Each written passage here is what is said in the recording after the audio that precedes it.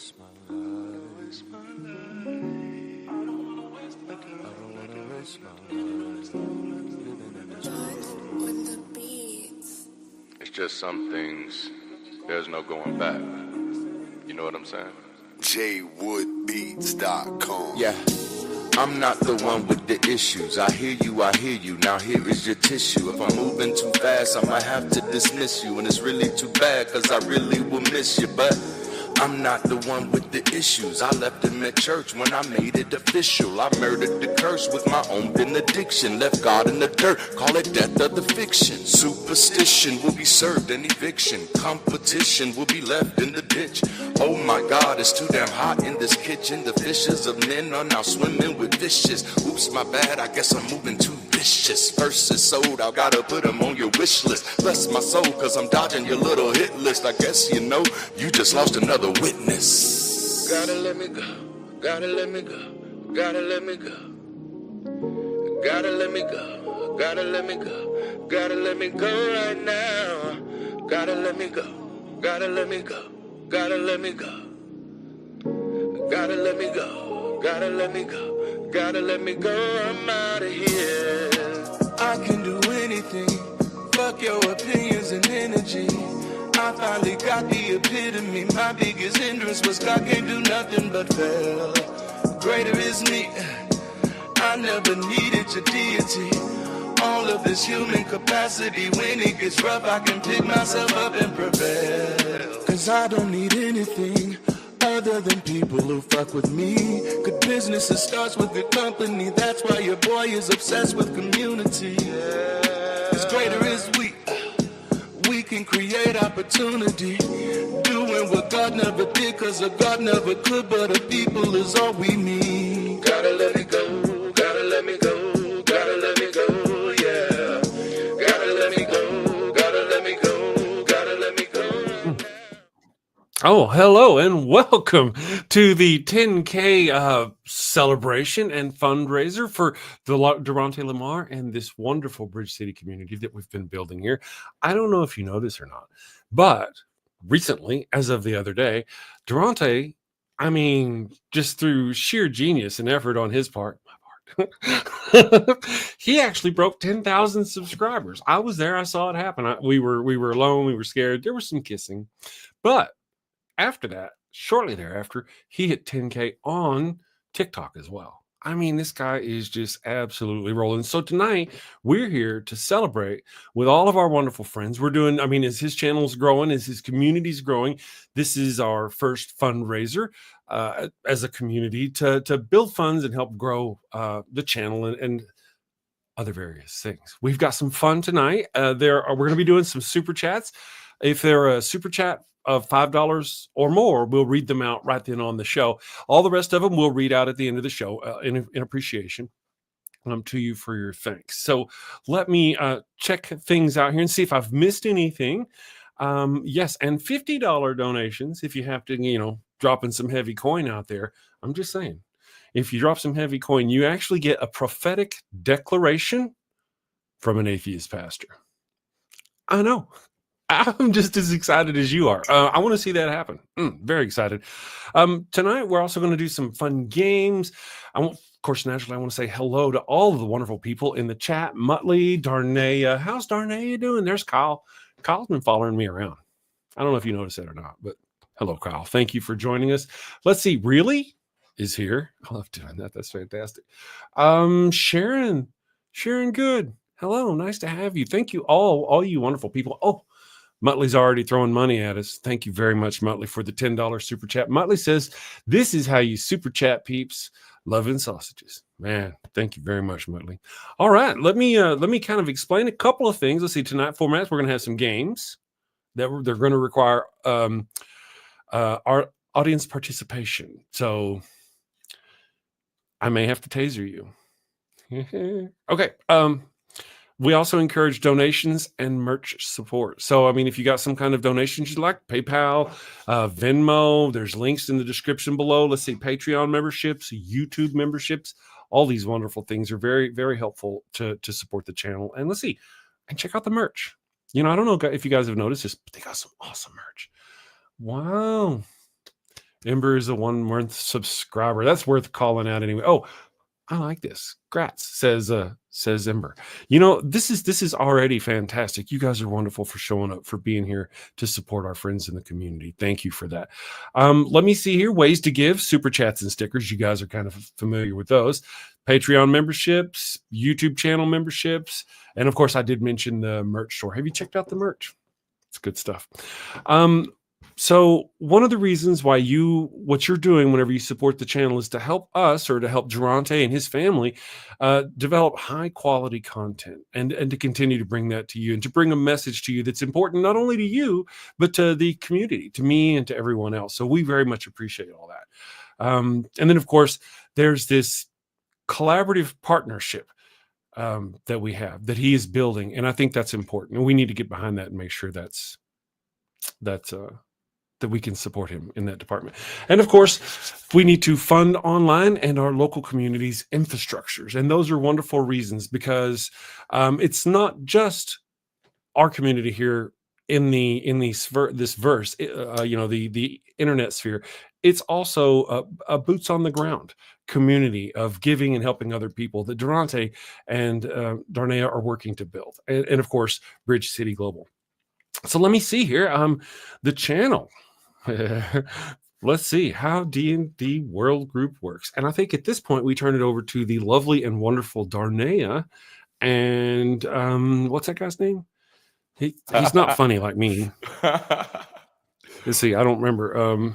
Is that right? Let's see. Oh, that's it. Is that right? Okay. Did I do right? I did right. You did great. You did great. Well, thank you, Chris. Thank you, Chris, for opening us up. I'm going to drop you to the back for a moment, and we'll pull you back up shortly.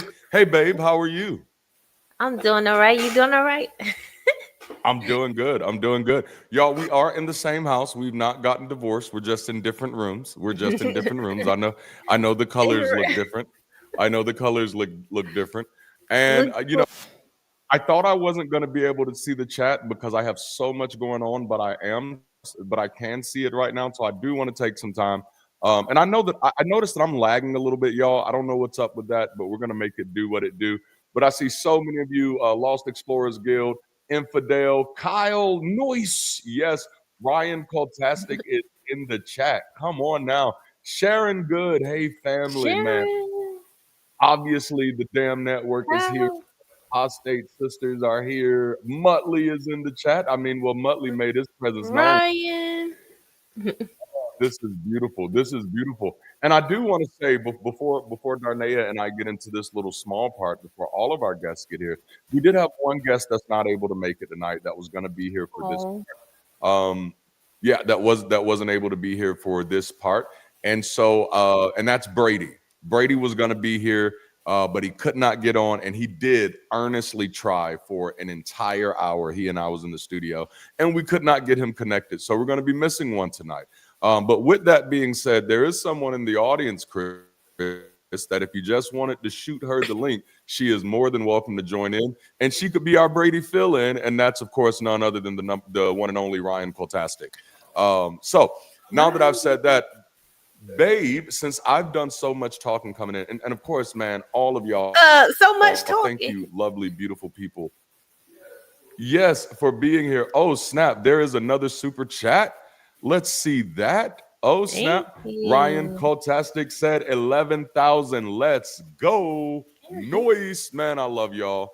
I just got to say, man, we love y'all so much. Y'all are beautiful. Y'all are wonderful. That's what this is about.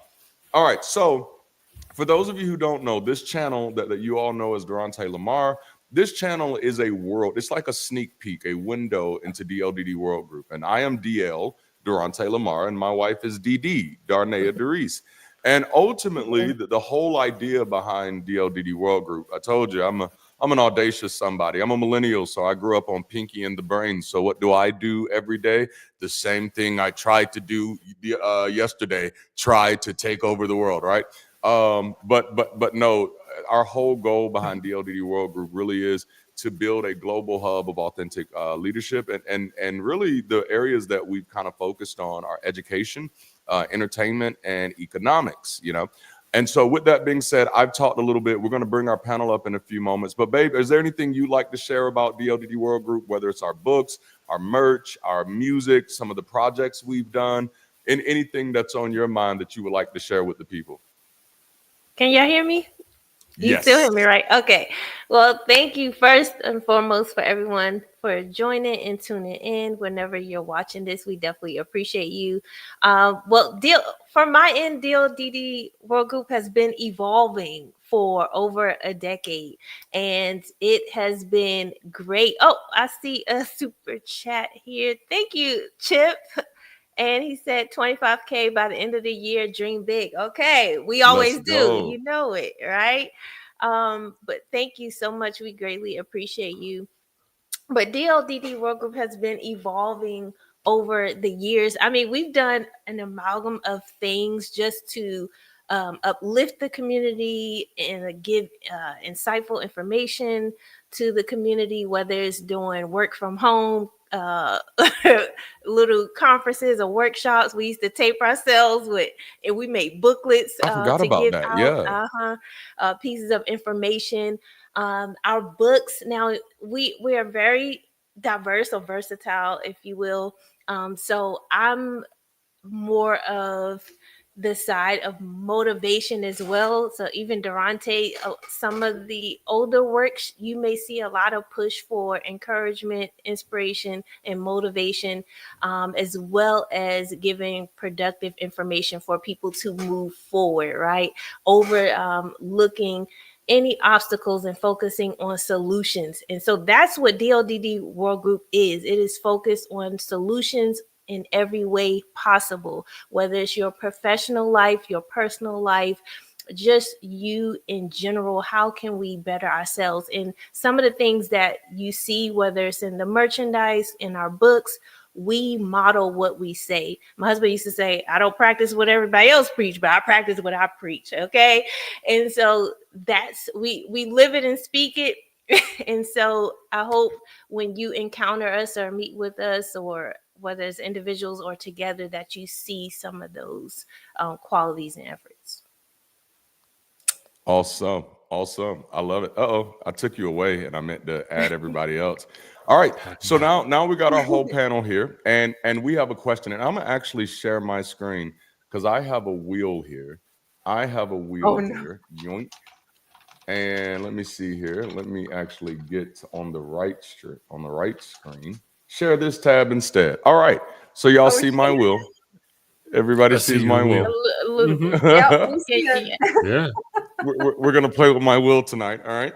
So our first question tonight, is, and this is one I want y'all to give some thought to, and this is, how does media shape movements, right?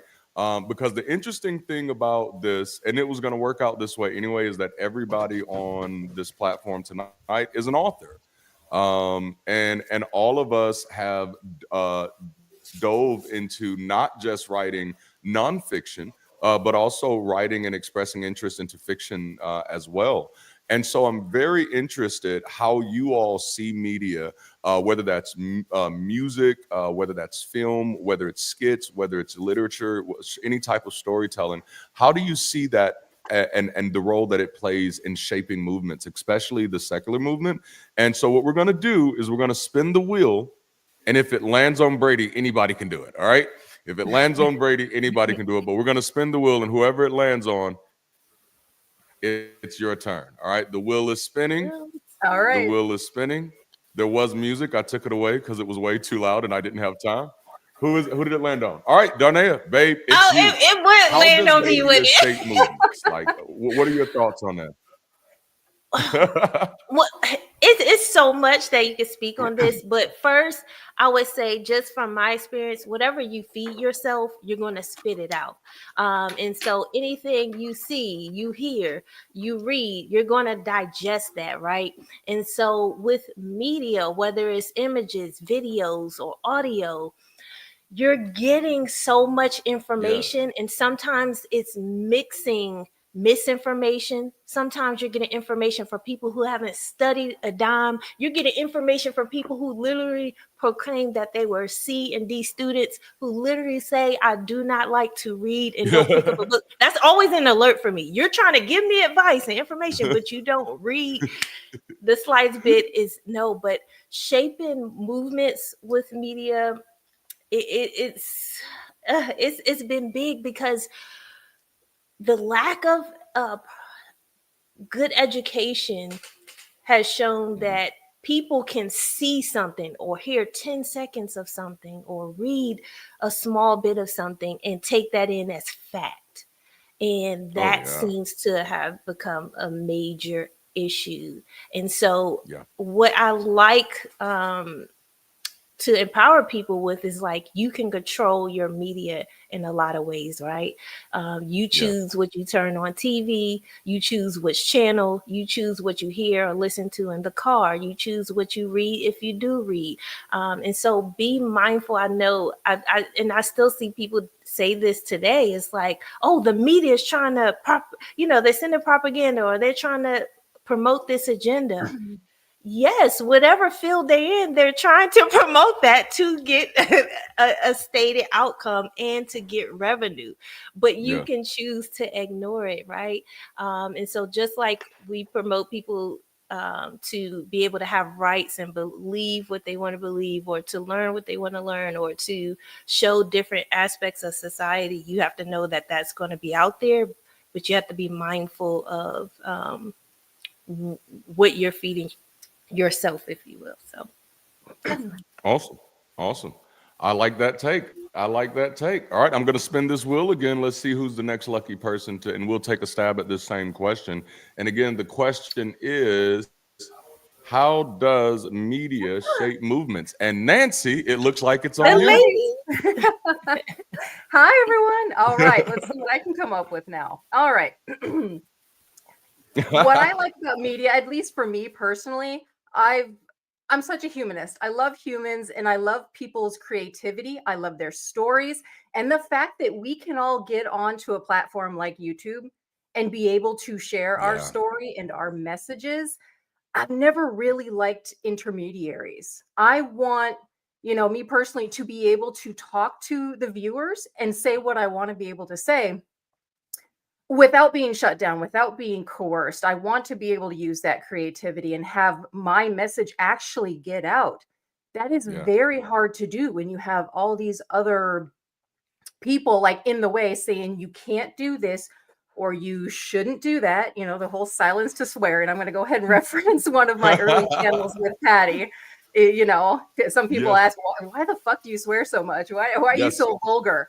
Because my voice was shut down for such a long time.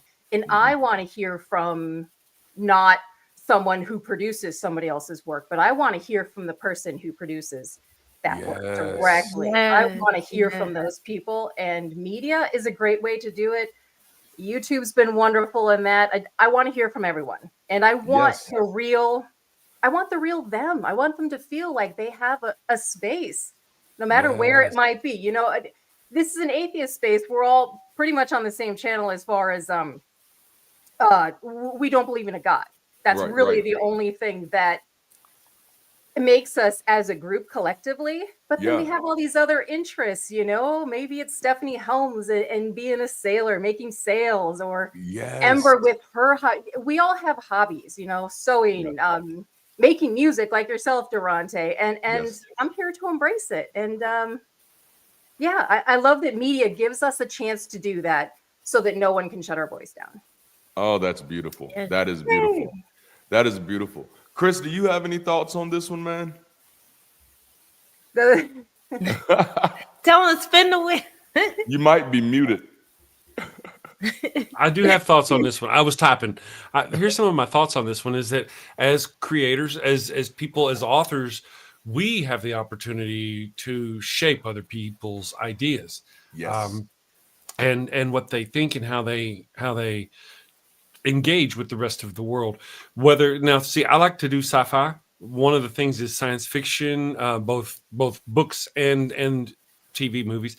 They kind of shaped my view of the world, and really kind of, to be honest, helped inoculate me from the religion, to help inoculate me, to prevent me from becoming too, indoctrinated.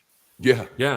So sci-fi and those kinds of medias, that kind of idea helped keep me from becoming too religious. I was like, wait. That doesn't make sense. What I know about the universe, And then now I like to use my sci-fi, and also like to use my funny little songs, which are media, in order to help educate people on things they probably had no idea about.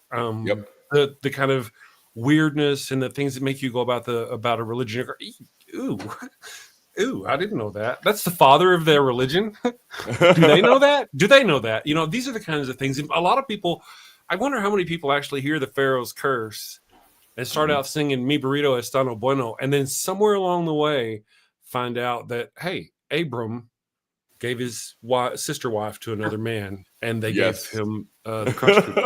You know what I mean? How many people go from just that funny little thing to learning something about the Bible? Yes, absolutely. Absolutely. Yes. That is. I would say humor is definitely a space that is needed here. Well, we need more of this. So, yeah, for sure. Yeah. Yep. I got that in spades. Spades. I've been saying, wait till I get a load of me. I'm gonna blow this place up. Man. I mean, in a good way. Hopefully. YouTube. Hopefully. The YouTube people are watching. Oh, that remind me of Kevin Hart. Remember, he was like, throw fire on one of his. Oh yeah. Yeah. Well, like when I think about how media shapes movements, I think about my own life, just growing up, and like I remember probably about 7-8 years ago, I started wrestling with so much about the way that I relate to the world has been shaped by what I've seen on television, has been shaped by what I've seen in movies.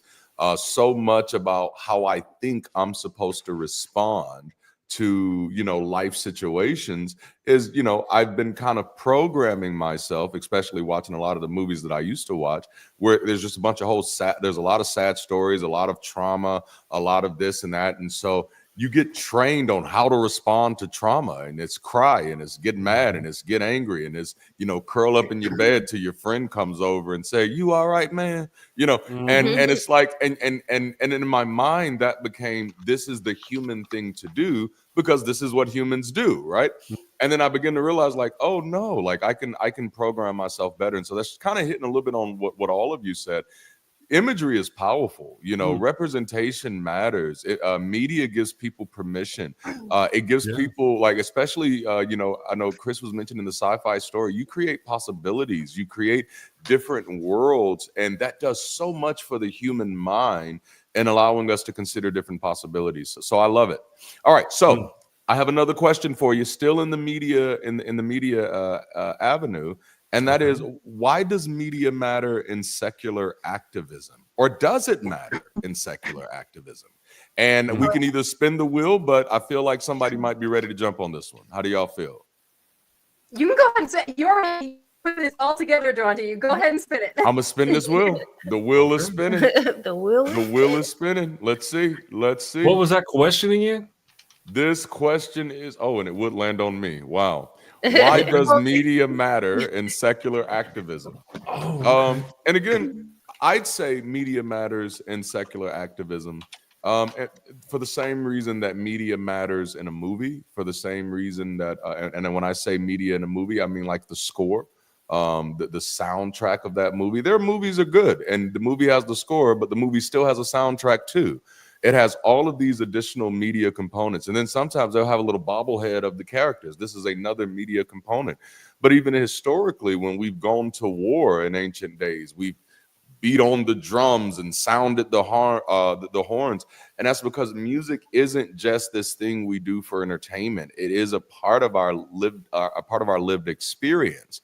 It helps us relate to the world around us. And so sometimes one of the easiest ways, because I think what do we say? Music is a universal language. So one of the easiest ways sometimes to get other people to hear what you're really saying is to put it in a song, because then they don't just hear it, they feel it. But it's not just that. Can you imagine how many people that you never would have empathized with before but then you had an opportunity to see their lives on a movie, or you saw their life story or something like that, or you saw a skit, and all of a sudden it's just like, oh, this is something that maybe in my real world I would have never saw, I would have never run into, but because of media, I now get exposed to an entirely different lived experience that I'd never been exposed to before. And to me, that is a powerful tool for activism. I think activists, especially on the secular side, I think not only that should we use it, but we should lean into it. And so I'm going to spin. I realized I was spinning the wheel the first time and I wasn't showing y'all, and nobody said anything. All right. And this time it landed on Brady, which means it's anybody's game. Does anybody have a thought on this? I would jump in just to note that media does matter in this field and all the other fields as well, because it gives people something to look back to, right? Because everybody on their journey may not find the information they're looking for, or they may be on a different journey and you're trying to reach them, but maybe a year from now, 2 years from now, whatever, they have something to come back to. That's what I do really like about media, especially when I'm looking up information from the Harlem Renaissance or what happened in history with the pioneers in different fields. It's that being able to come back to. I love that. You zigged. I didn't expect that, but that was a good call out. It's not just good. It's not just needful, or it doesn't just matter for today. It matters for tomorrow. It takes that moment and almost immortalizes it. I love that. I love that. All right, I'm gonna spin this wheel. Let's see what we got. Well, if I can I? I want to. Hello? Is this on? Yes. Am I on? Hello. Okay. About the secular it's media, on you. if I may. if it's on me. Oh, I'll take Brady. Okay. About the secular media, I want to say, we have me, we have Darante, we've got Matt Dillahunty, we've got these guys, right? All these people. We've got The Line, we've got Atheist Experience. What other channels can you think of? We've got them. Oh man, that's great. We got all these. Oh, the lots Daily and lots Atheist and lots of yes. The Daily Atheist Morning Show. Man, this is nothing. It is nothing, nothing. We do not have enough representation in the world of secular media. We are so outweighed. So for every one YouTube channel where there's me, there's 100 Christian YouTube channels out there. So we're so outgunned there. And then we have these huge corporations who make movies, these Christian movies, who crank out these things. And some of them are just about, oh, Jimmy's going to find Jesus. Other ones are a little more nefarious. Let's talk about Tom Cruise. One of his movies, I never got all the way through it. I was just kind of pissed off and disgusted. I don't remember which one it is. One of his movies, I even wrote it down. Don't tell me. The Tom Cruise Mission Impossible movies, where the premise of the movie was that he had to stop atheists because they were going to destroy secular centers of power like the Vatican and that was the whole plan, Jerusalem, where they were going to set off nuclear bombs or do something. And I was like, really? Because we do that that's what we're all about. And I was like, I'm out of this bitch. But the point is that look at the power that they swing this Christian media. We don't have enough. As far as secular media, we don't have enough, bro. We need to raise them up. The Apostate sisters, let's raise them up, make their voices heard, make them a big channel. Ryan, raise her up, raise them all up, because there's just so many voices that need to be heard. Okay, soapbox down. I'm on my soapbox.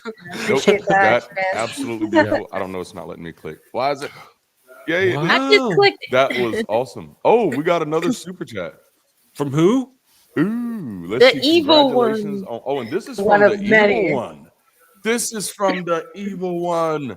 999. Thank you so much. Congratulations on blowing by 10K, 20K next weekend. Hey. Oh man, that would be amazing. Let's take this ride and see where it goes. You keep dropping those videos, man, by the end of the month, man. dude. Keep doing what you're doing, Darante. Obviously, you're on the right path. Right? And we prayed in unison about it, so therefore it must come. Oh God! It must happen. Okay. Did I get you? Did I break Nancy? We did. Sure. Oh, y'all are awesome. Sure. Well, I guess that was the last one. Goes. I just want to add to that. There's not a lot of space. There's not a lot of spaces where atheists can go and get things off their chest or feel like they have people who can help them out of maybe dangerous situations. I mean, we could go as far back as I tick a lot of boxes. Yeah. Ex-cult, ex-evangelical, ex-MLM, ex-military, all organizations of very high control. And I felt for such a long time there was no one I could turn to even just talk to about getting, you know, some of these traumas out that I didn't even realize were affecting me. Thus, my sister Patty and I started Apostate Sisters. But if you look at the atheist space, there's a lot of different places where people can go. Maybe if they're in a situation where they're still in religion that's controlling them and they don't know how to get out, or maybe you're highly deconstructed and you're at the point now where you're just laughing at all this bullshit, right? Just like it's clearly mythology, and yet people are still worshiping this. I think everyone should tick all these boxes. It's creating art or starting a podcast, just writing a book, anything. I think people should tap into it, because even if we think our words are not going to help someone, they will help someone.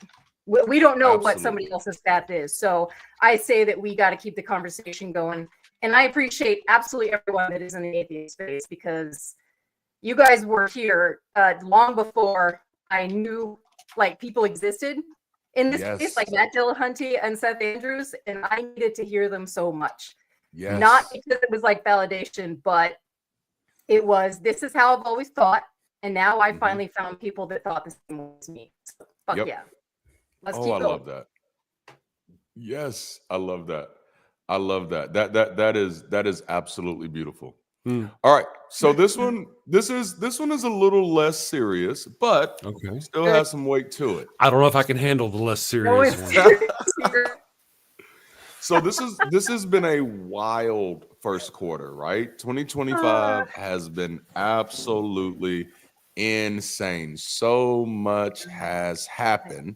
So I have a little activity for you. This may take a little thought, but if you were responsible for producing and naming the soundtrack for the first quarter of 2025, what would be the name of that soundtrack? I am curious. If you could name the soundtrack for 2025, what would be the name of Kapla, bitches. Kapla, bitches. We're coming. We're coming hard. 2025 is the year. I'm sorry, I'll let you finish. In a minute, no, that's 2025. You know what? I did not have an answer. I did not have an answer to this question until you just did that. And I finally have an answer myself now. And the name of the soundtrack for the first quarter of 2025 would be Game Over. And it would be Jigsaw on the front, closing that big door on America. Like Game Over. It's over. That's the soundtrack of 2021 quarter. 2012 for America, yeah. Oh man. So what do y'all got? What are you naming this soundtrack for the first quarter? Well, I don't know if this is the exact title of the song that I'm thinking, but Patty and I often like to reference the song "Fuck Me in the Ass" because I love Jesus. At first, you had my curiosity. Now you have my attention. Yeah, I still have your curiosity. Yes. I mean, I think we're all being fucked in the ass right now, and it's like Jesus' fault. Oh, that's right. Yes. That's right. That's right. That's Theocracy Watch. That's what part of Theocracy Watch is. That is what that is, right? Yeah. Mm-hmm. Oh, Maya. Maya's here. Hey, got it. Thank you, Maya. So I got my soundtrack with 3 hits. So my soundtrack for this year will be based on everything that's going on. It's called Backtrack, and it's going to be some hip hop rhyme there, and it's going to be some R&B, jazz, smooth singing, and these hit tracks are called Mind Block, I Know How to Swim, and America Pounds. That's awesome. Oh, okay. Like I really want to hear this album now. Like me too. Me too. Now, did I sell you on it? You did. You did. I was getting my money. I like that. Well, you know, I want to say right now. Mine really was Kapla bitches, because for 2025, the first quarter, I mean, my channel has grown by what 2,500, almost double, you know, in the past month and a half. You know, it's just we're on a tear. We're growing. I'm hitting everything as far as the atheist community. We are going and growing in the atheist community. That's what I was talking about as far as Kabbalah bitches. It's like we're coming. I love it. Going for it. Look, we're like a lion. There's some tasty Christians over there. Oh man, I love it. I love it. All right. Well, I got another activity for y'all. Now, this one, you can thank Chris for this one. You can thank Chris for this one. No, because Chris introduced me and Ryan to this YouTube thing called Pitch Meeting, and it's hilarious. It is. And hilarious. they pitch stuff, and so I figured since everyone here are authors, are content creators, you should have no problem pitching, right? And so I'm going to give you a little breath. And honestly, this can be silly. This can be serious. This can be dramatic. This can be raunchy. It can be rom-com. It can be sci-fi. But I'm curious. You don't have to feel like you need to make a point. You can if you want to. This is an opportunity to be as creative or as serious as you want.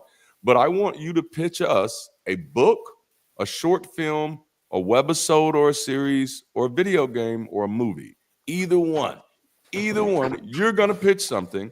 And here's the thing. You have to tell us why this matters, why this is important, why we should want this thing to be done. Now, do we need to spin the wheel of death, or does anybody have any ideas already? I have an idea. I have an idea. I tell you what, here's what I got. I got this idea. It's kind of like sci-fi. Here's what I'll do. What we're going to do, peep this, my homies. I've got this god, okay? And it lives like in the sky. And what we're going to do is we're going to like write a book. And we're going to tell this story about this god that lives in the sky. And this god that lives in the sky, he wants his people to give us their stuff. That's what he does. He wants, hey, Darante, okay. I like this book. I'm liking the story so far. That in there. And virgins? Oh, okay. Okay. Writing it down, man. Okay. And all right, so we get to, and then why? So the movie can happen.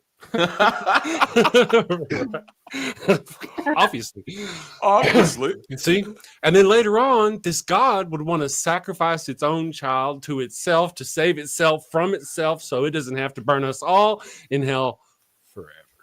Does that sound like a good movie? It does. Spoiler alert. I think a lot of people are going to get unalived because of this movie. A lot of people are going to die. But it's going to be a bestseller. I'm telling you. Well, the book made over 6 trillion worldwide. Love it. So we're going to have to make the movie, clearly. Man. All right, Nancy, have you ever seen Pitch Meeting? You're up. I haven't, but now I have to watch it. And I'm glad you went first so that I could at least think of something here. It was super easy. Barely an inconvenience. You're very creative, Chris. So she's never seen it, so I'm one of those thinkers. Like I have to think long and hard about something that is not a dick joke. I have to think long and hard about it. But okay, so I had this idea once. I thought, what if we could rewrite history in a way that we always have these history series in different parts of the world, on these things that happen, a lot of stuff that happened because of religion. What if we could rewrite history and everyone in the world just kind of gives their opinion and stories on what we think would have happened since the beginning of time if religion had not come onto the scene? Because that's something I think about actually quite a bit. I want to see a history book that has no religious ideology, no indoctrination. None of that. We were just all here as humans trying to figure all this shit out on our own. What would those history books look like? And I feel like I would love to hear everyone's opinion on that. That would be a long work in progress. I love that. I am deeply interested in that now. It reminds me that there was an episode of Family Guy where Stewie invented a multiversal travel machine, whatever. And I think that was one of the realities they went to, was a reality where Christianity was never invented. And everything was like progress. Yes, it was like super duper technological. And he was like, yes, Christianity was never invented, so people weren't killing each other. And I was like, and it was hilarious. It was hilarious. You know, if you don't mind, I have a serious question. I know that comes as an odd one, but as something mentioned earlier by Nancy about how atheists don't really have a safe place, but secular people don't have quite the safe space.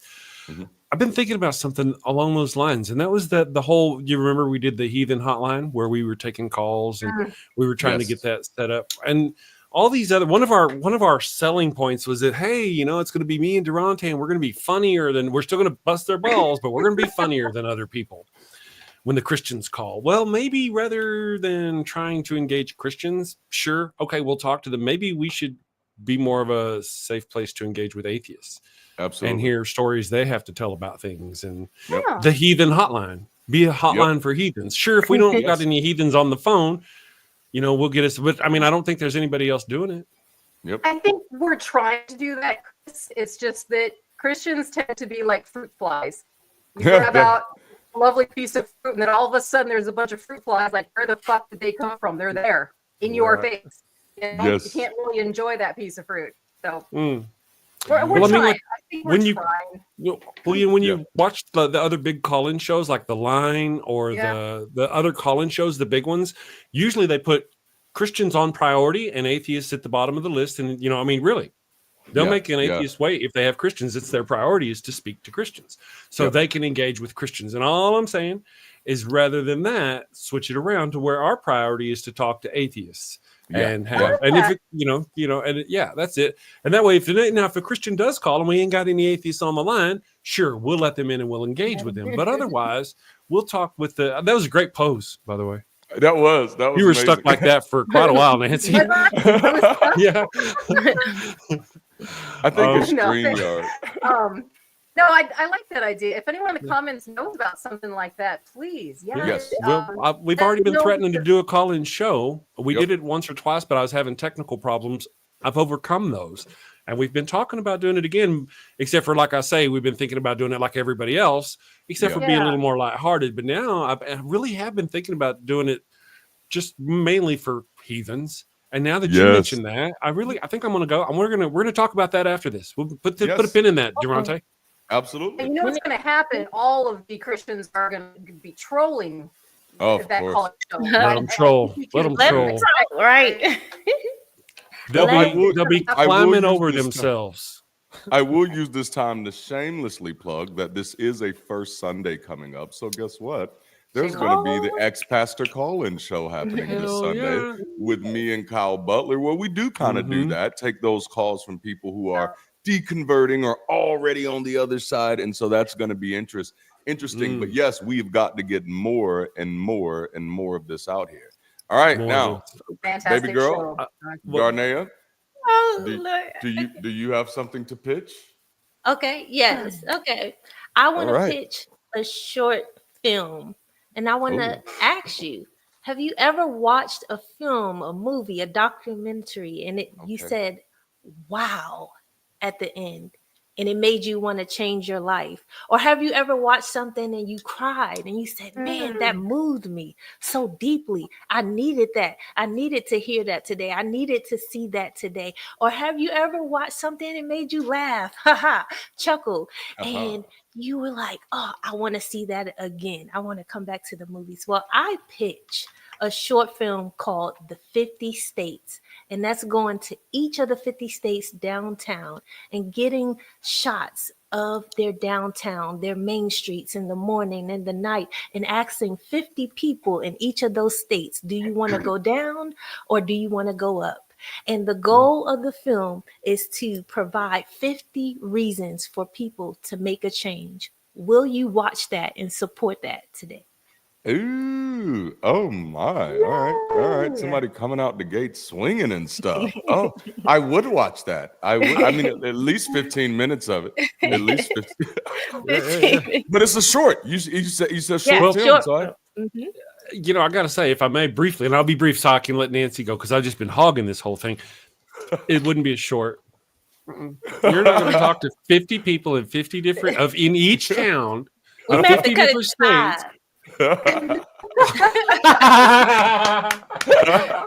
That's okay. It's all right for it to be a full-length feature. It's all right to be a full documentary. It's okay to be. You don't have to contain yourself by saying short film. Make a documentary, girl. You got it. You can full do it. documentary. The whole thing, Chris. No worries. Yeah. There you go. Well, you know, all right. So I have mine, and this is actually one that I actually started writing a while back, but it's called Misery, and no, not that one. But it's called Misery, and the story opens with this young lady who's seeing her therapist, and she's gone through a recent breakup, and she's been kind of distraught over it, and she's going through some stuff with her family because she's having to live back with them again, and there's a bunch of stuff going on, and as the story progresses, the therapist's life starts to kind of fall apart too. Some things start going on with her. At one point, she even gets accused of murder, and the young lady who she's been seeing or who's been seeing her is becoming more and more needy while all of this is going on. Well, the twist in the story is that the young lady has set all of this up from the beginning. She's the one that's framed the therapist for murder. And because the therapist has been helping her realize that her mom has led to a lot of her issues. And the reason has been behind it is because misery loves company. So the therapist is letting her see that like every relationship you've been in, your mom has been back there pulling it apart. And then if you actually explore your whole family, y'all haven't really been coming together and having good times. Y'all have only been coming together because misery loves company. And so it's this very like type of suspenseful type of thing. But at the end, the therapist does end up getting arrested. The girl ends up, marrying the therapist's son because that's who the breakup person was. It was the therapist's son from the beginning. And that's why she chose the therapist to do all of this stuff too, because the therapist told her son that he was too good for the girl that he was dating, which was her. And so she worked out this whole thing. And at the end, the therapist is in prison for this murder. And this girl says something to her and she jumps on her and beats her almost to death. And the girl is like, "Why did you do this?" And she says, "Because misery loves company, bitch." And that's how the movie ends. This sounds like a book I read in January called Never Lie by Frida McFadden. Part of that story sounded just like. Better patent that, Darante. Wow. Or copyright, whatever. Yes. Oh man. I love that segment. I like pitching stuff. Right? That's good. I think people should use their creativity. Everyone can come up with something. Yes. Really good. Chris, are you muted again? Yeah. I misunderstood the instructions on the pitch meeting. That's cool. I dig it. I'm going to start a religion. You guys do whatever the hell you want to. I'm talking goats and virgins. That's right. Maybe even virgin goats. Ooh, that's appetizing right there. Only for now. Only for now. All right. So now I did ask our guest tonight to have something to write with and something to. If I may. Yes.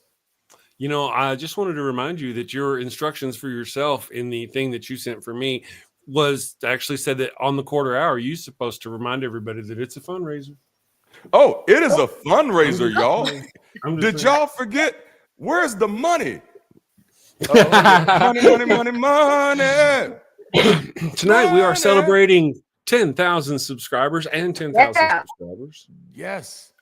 And speaking of which, on the Daily Atheist Morning Show this morning, Chris did a mini fundraiser, it was like pre-gaming for this fundraiser. I was hoping you forgot about that. You know what I'm saying? So, we did pretty good this morning. This is supposed to be this is actually supposed to be a rap and twerk session right now. And so Chris is supposed to be twerking and I'm supposed to be rapping.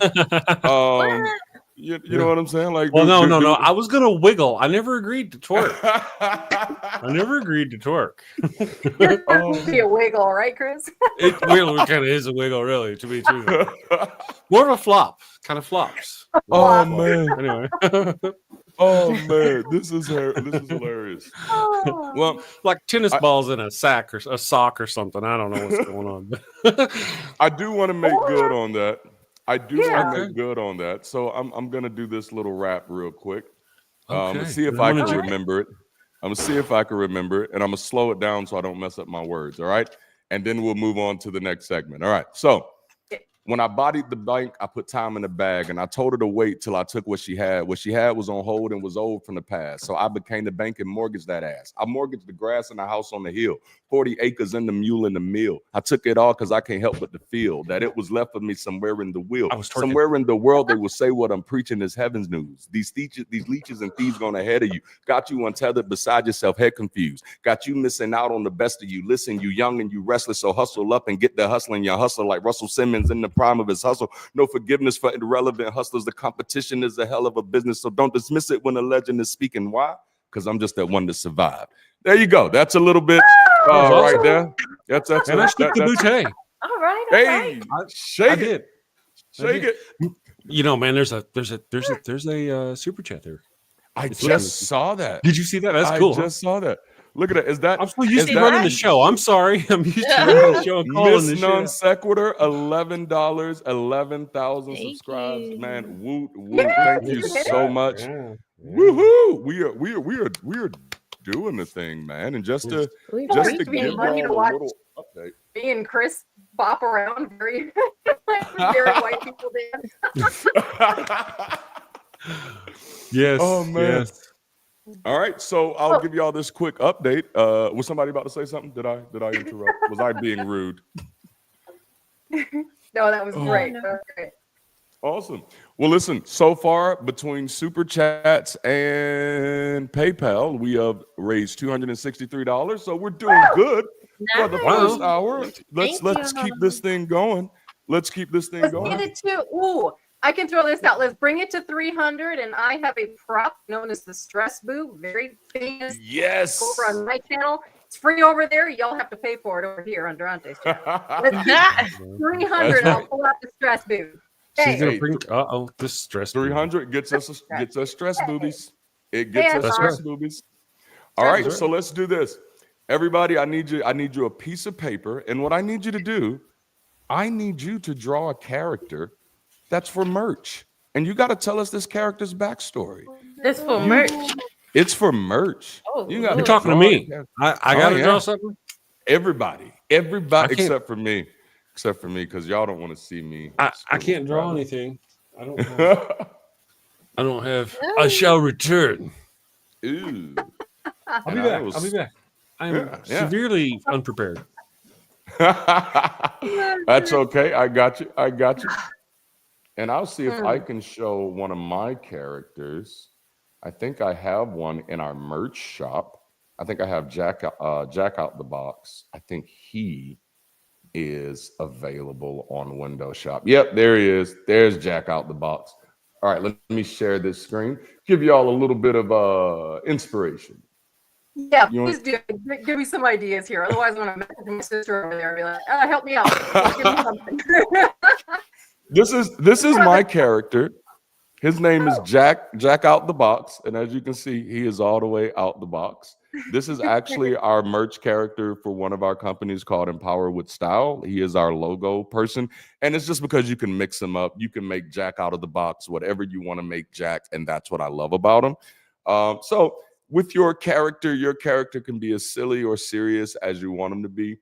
And it doesn't have to be a person. It could be an animal. It could be a line. It could be a blob. That's the beauty about creativity and imagination. I love it all. I love it all. I should have had some music right now to play for y'all, but I didn't mute. Oh, I do have music. I have music. All right. Let me find some music in here. We're gonna give everybody some music. Oh, better yet, nope, we're gonna do better than that. I'm gonna give y'all some uncensored meditation for a little bit. This is what you need in your life. Are you ready for this? While our guests are working on their merch, I'm going to give them, what time is it? It's 5:54. I'm going to give our guests 2 minutes to work on their merch ideas. Can y'all draw something in 2 minutes? Okay. Let's go. All right, listen up. This moment, this right here, it's yours. So own it. Personal growth ain't some mystical fairy dust bullshit. It starts with awareness, knowing who the fuck you are and who the fuck you're about to become. Yes. You don't grow by sitting around waiting for some divine intervention or a damn sign. Growth comes from action, from intention, from making choices right now in this moment that push you forward. So I need you to do one thing. Drop the distractions, drop the excuses, and focus the hell up on your own damn journey. All right, let's get settled. Relax your damn shoulders. Yeah, you holding way too much tension. Loosen that shit up. Hands easy. No clenching like you're about to throw hands. Just close your eyes and just fucking breathe. Deep breath in through your nose. Hold it. Now exhale that shit slow through your mouth. Let it go. Again, inhale deep as hell. 1, 2, 3, 4. Hold that motherfucker. Now let it out. Slow as hell. All right. So I gave you those 2 minutes, and in the meantime, y'all got some meditation sponsored by my spirit animal, Samuel L. Jackson. And so hopefully, I hope y'all feel uplifted. Now, honestly, that started off as a joke because we are doing a mindfulness track. And so I was doing that, and I was like, it'd be really funny if I just do this the way that I normally talk. And so I said, I'm gonna do that one, and we'll sell it as novelty. And then we showed it to our community, and they was like, I prefer this version. This version is and I'm like, oh snap! I didn't expect that. All right. So do y'all have y'all little merch characters ready? I just see Chris is back. I guess I got lost. I got my sound. My computer engineer was helping me with the artwork. Ollie did the artwork for me. Yeah. So, all right. Who wants? Do we need to spin the wheel, or does somebody want to volunteer? I'm not going first. There's no power in the verse going to make me. I'll go first because No, go darn it. If you have something, darn it, go. Yeah, but it's not good. That's why I'm going first because I am not. I can color, y'all, but drawing is not what I study. Okay, I don't sit around and practice it. But this is what I got. You see that? And I signed my name. There with my autograph. Oh, that is awesome. This is basically a shirt or a hoodie with the warning sign. Mm-hmm. My little, okay. And you got warning at the bottom. And in the clouds, it says, I am the villain of the story with a smiley. Ooh, with a crown. Yes. Okay. Awesome. See, now I like that because that's a Smallville reference. This is what Lex Luthor says to man. So like that gets me. And that is one of the lines in cinematic history that I fell in love with, or TV history. I fell in love with it. Yes. Because I'm comfortable being the villain in the story now. He's like, you know what? I am the villain in the story. Fuck you and the horse that you rode in on. I loved it. It was amazing. Yeah. All right. Who's next?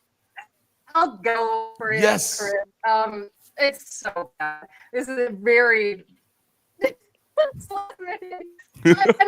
I like to get more time thinking on this. So this is like spur of the moment here. All right. A little inspiration for all the women out there, including trans women. Ooh, yes. Women, you are more than your Oh, I love this. Love it. You're not just big hearts. All right. You're more than that. You're big boob. I dig it. Is that what that is? That's cool. I had no thought going in my mind. I'm just like, you know what? I can probably inspire women a lot more than that, but yeah. I love it. In my head just now. Some need to hear it. Yeah. Oh man! Before I show you mine, Get someone to be like, my heart. Yeah. oh, I'm sorry, she broke up. I thought she was done. I'm sorry. Sorry, go ahead. I'm done. Is Elliot here? Sorry, yeah, he's here. Yes. Well, he was. Oh, okay. I just want to make sure you wasn't leaving him hanging out there. All right, so I want to show you mine if I can. I want to show you now. First, all right, I'll show it to you. So now remember, Ollie did this. So this is a picture of Darante. Oh, okay. Okay, and it says, "Chris." At first, you had my curiosity. Now you have my attention. There you go. Chris is the funny one. It says, now here's the point I want to make. Originally, I started to draw it like this, and I put the circle and I started to give you hair, and I was like, son of a bitch, he doesn't have hair. So I just turned it upside down and started over. I told him to cut it bald about 10 years ago? 10 years ago, yes. They cut it off. I want you bald, okay? So you take that. That's what you get from me. I love the perfect circle. Chris, you use some of the trays, right? Well, listen, we are at the top of the hour. Nancy, you are more than welcome to stay around for a little bit if you'd like to. And I'd actually like to bring you back later on if you got the time when we come back for the 7 o'clock one. I'd love to have you back, and we'll include you in some community feud. But if you have some time, stick around. If you want to take a break, please feel free to do so. It's up to you. It's anybody's game tonight. Sounds good. I'll stick around a little while. I am awesome. Fun. Yay. All right. Well, listen. I don't draw anything anymore. Right. There's no more drawing for tonight. Warning. No more drawing. Sure. We do have our next guest tonight. Are y'all ready for this? Yeah. Bam. It is Elliot. Hey. What's up, guys? Hey, all right.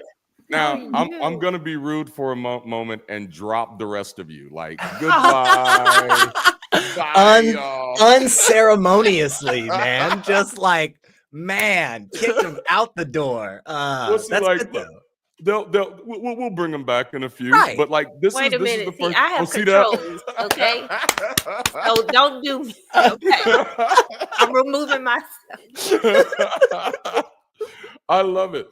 Man, this is the first time that I've ever had you over here, man. And so, like, first of all, for anybody who doesn't know, which I don't know anybody who wouldn't know you, can you tell us a little bit about who you are and what you're doing? And I think it's going to make sense for other people why we have you here for this segment.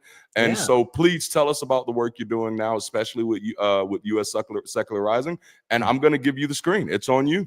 Oh man, thank you. Wow, I look at that. My first time on, and I take over entirely. Yes. I mean, honestly though, not unlike many of folk like me. So that just seems to be what we do. No, but seriously, I'm so freaking thrilled to be here. You guys have been building this insanely awesome community.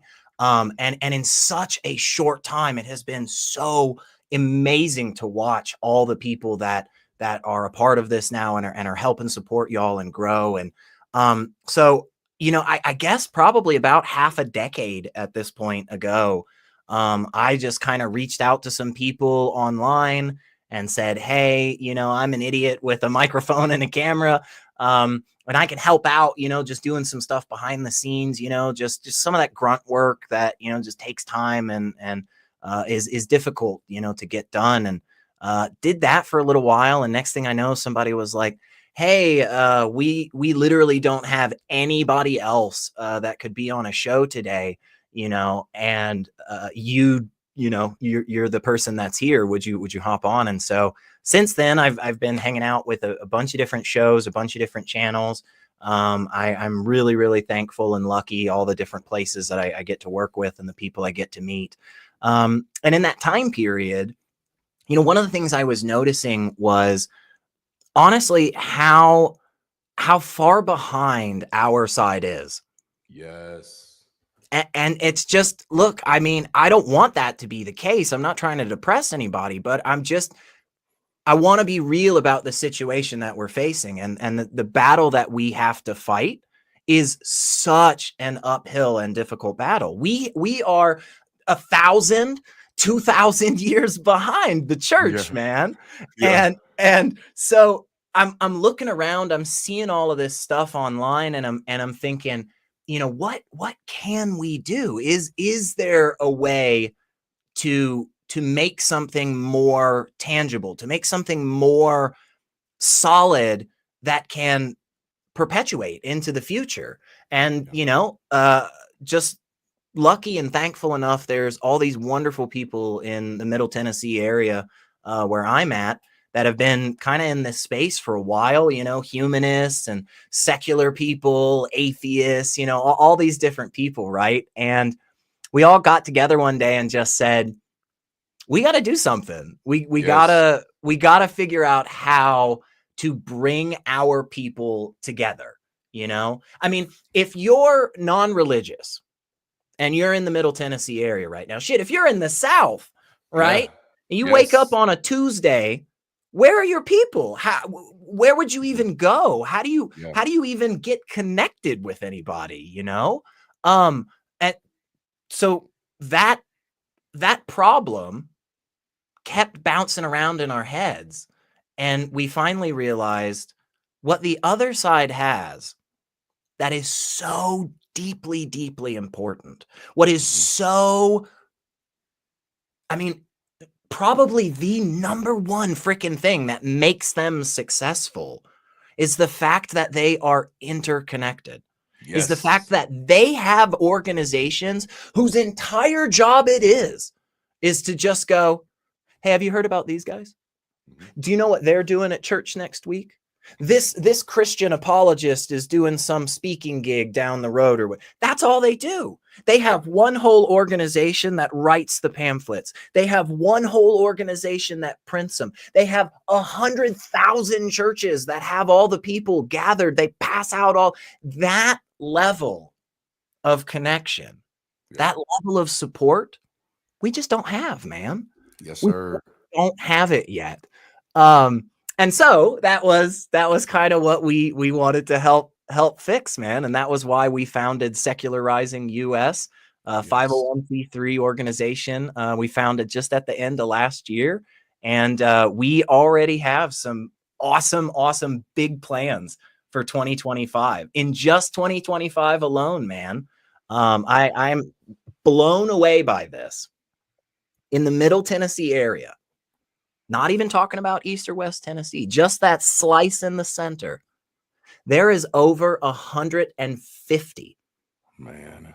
150 different secular, non-religious, deconstructed, deconverted, skeptic, atheist, humanist, 150 plus events in this area alone, man. Wow. If somebody would have bet me money, a month ago, I'd have lost it. I'd have lost every single penny. I would have said, no way there's more than like 50, like a couple dozen, right? Like, yeah, I could see like 30 or so spread out throughout the year, but no, every single month there is dozens of opportunities in it, all kinds of different spaces in which we can get together and gather. And sure, yeah, absolutely. Don't get me wrong. I love the times where we hang out and we go, man, that Bible's stupid, man. and we just rip it to shreds. I mean, that's great. We need that. But you know what else we need? We also need that time where we don't have to think about that at all.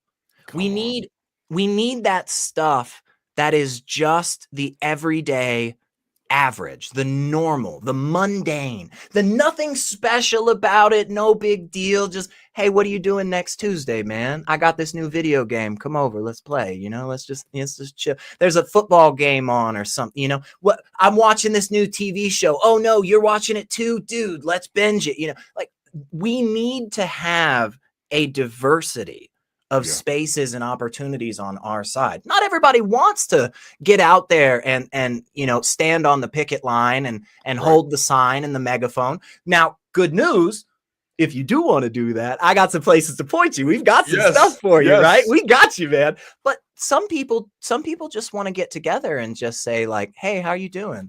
Like, I heard your mom was having some troubles. Like, how's that been lately? You know, like, you know, I heard you got a new dog, you know, do you ever need somebody to dog sit or anything? Like, let me help out, you know, like we have to have that base. Yes. Because otherwise we can't build anywhere. Otherwise we can't go anywhere, man. That's it. That's perfectly said. And I'm gonna go ahead and bring our other guest back up too, as well as my wife. There's my wife. But because like, that's the whole point of the work we do. And in this segment, first part we did DLDD World Group. Now we're talking about BridgeCity Global, and that's been the whole thing. When I deconverted, you know, in 2014.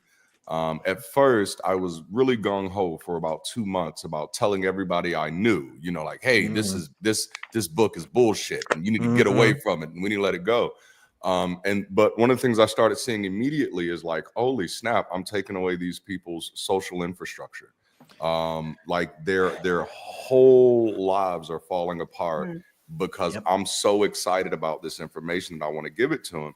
And then I thought like who am I to take that away without being considered enough to have something there to fill that space? Yes. That people need that soft space and that safe place to land. And so I've spent a decade really like wrestling with these ideas. And my wife will tell you, for the first 5 years, I thought maybe what I need to do is find a way to syncretize Christian language or harmonize Christian language with science and deprive it of its superstition and be kind of like the babe. I had a project name for it and everything. It was going to be called Project Good Shepherd because like I'm hyper active in my mind. So it's just like it was going to be Project Good Shepherd, where I look like a Christian, I sound like a Christian, but I'm actually a secular humanist and I'm doing all these things. And I was like, nope, that's not going to work because it's still fruit of the poisonous tree. And it still needs to be a space where we can value information that is sound, that we're not trying to take information that's not true and make it relevant. There's no need for that. And so over the past 5 years, that's where I've wrestled with like, holy snap, I'm gonna have to do something as an atheist, and of course as a Black man in the South, that's scary as fuck. And then just as an ex-pastor, that it's scary for a whole lot of other reasons. Excuse me. There's just a lot of personal implications for that for me. When I quit pastoring, I did so not just because of the theological stuff, just in any type of position of leadership that doesn't have an ethical framework. There's so many things that can happen all the way around, and it's just a scary place to be, and it scares the hell out of me. So it literally took me 10 years to even get comfortable working in this space. But a part of that became because, kind of like you said, man, you can't go anywhere without talking to other non-believers and running into this problem. Like I've been at a few events over the past year, and I'm a people watcher. And so one of the things I do is just kind of sit back and watch everybody. And as happy as we are in those moments to be around other people that think similar than we do, like us, or people who are not going to judge us for being a little different, or people who just give us room to breathe. The sad thing becomes that after that event, these people are all going back to their homes and to their local cities where they don't have that support, Man. Exactly. And like, okay, I don't know if anybody, remembers the Reason Rally, back in like 2012. And we had thousands of people that had traveled from all over the freaking country. And they got together and they were right there in the nation's capital. And they were telling people strong. They were like, look, we're here. This is important to us. We're doing something. This matters. And then everybody shook hands and walked away. Wow. What happened? Where did it go? Because we didn't have the infrastructure in place in the local. We didn't have the stuff that was the grassroots, that was just us, the average people connecting. Now, and I get it. It's again, we're up against a battle. Like we are behind by a few thousand years, man. Oh my God, yeah. Oh my God, yeah.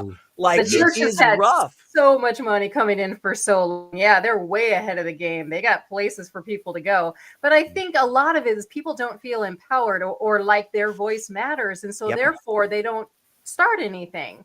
Sure, it's easy to like join a group. Well, not always easy to join a group, but they expect that somebody else will start it when really we got to start it. We got to start. That's We're all we have. Right. And we're the ones that have to be our own cheerleaders. We're the ones that have to look. I wish it were the case, you guys, where, we had the one, whole swath of the community that just does graphics, or the one whole swath of the community that just does the marketing and the organize. That'd be fucking great, man. We are not in that boat, right? We are a brand new business that is starting in a basement with a laptop and no a roll of tape. cash. Yes, no capital. Right. I mean, it is a tough fight, but the good news is I genuinely think, and this isn't just me pulling shit out of my ass. This isn't just, false belief or anything. This is demonstration from statistics, right? Yes. Yeah. I really do think if we put some structure in place now, in the next few years, I know, guys, we want it tomorrow. It doesn't work that fast, but I'm telling you, we set it up now, and in the next few years, we'll be unstoppable. There's no way you could possibly catch up to our numbers. Come on now. Right. That's my thought. In the comments, Miss Non Sequitur, hi, love. You brought up a very good point, hun, about that hate usually brings a lot of people together. But I think we can use that to our advantage. We can hate things like bigotry. Yes. And racism and inequality. We fucking hate those things, and that can bring us together. Yes. So I agree. I think we can absolutely use that to our advantage. Let's focus on the things that we do hate, like injustice. Yes. So we I can love move that. forward. Yeah, because that's right. We should feel that way. If we're humanist, if we're secular, if we value science, if we value these things, then we should look at the idea that somebody says, well, because of who you love, because of the amount of money in your bank account, because of the color of your skin, you're less than. We should look at that ideology and hate that, because not only is it just not humanist, right? Not only is it just not that, but it's demonstrably false, scientifically speaking, right? Like time and time again, Christian will say to you, being gay is not natural.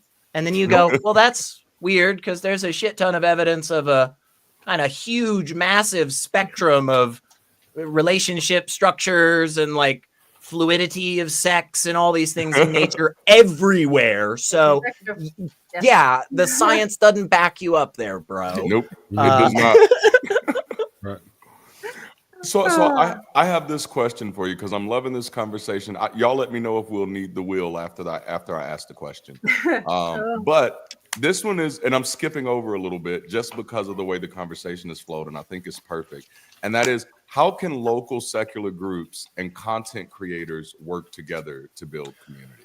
Yeah. Is this a thought for any of you? Yeah, this is a thought, because this is definitely something I love. I love this idea. It's gonna sound both difficult and easy at the same time, okay? But just stick with me for a second, you guys. How do we connect?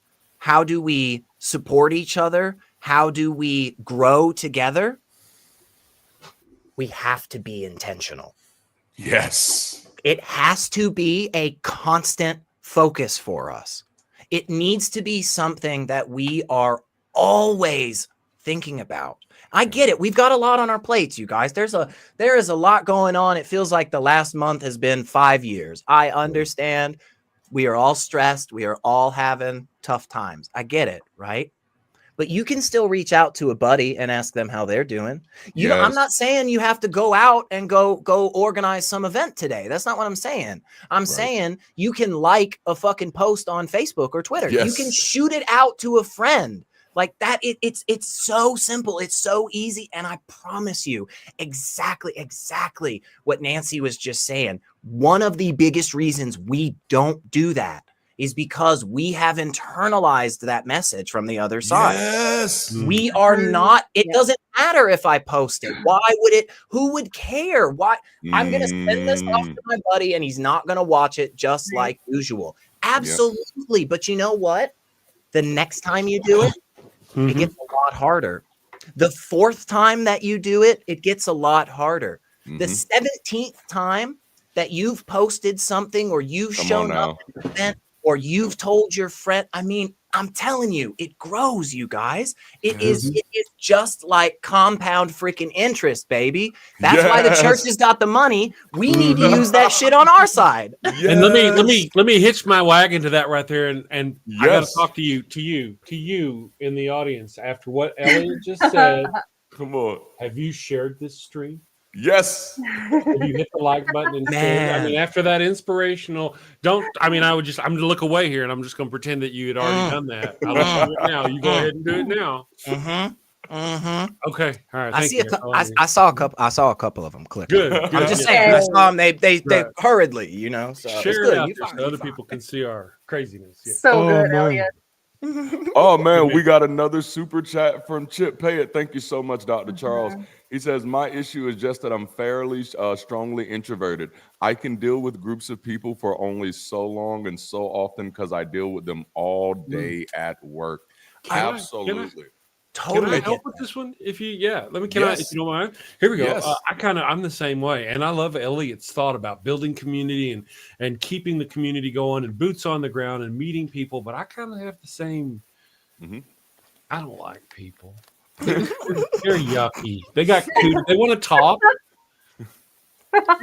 Right? Okay, but so I'm not really good at the in-person part of that, but I'm really good at the online, and we've got a whole sphere, atheist sphere of online sphere, and then in person. And when Darante is trying to build his boots on the ground situation, he's like, "Hey, you got Albuquerque." I'm like, "Oh yeah, no, I'm not no." But I'll help find somebody here who does want to do that. Yeah, and there are people who do like getting with people and fellowshipping with fellow atheists. That's not my bag in person really so much. A little bit, you know, it's certain.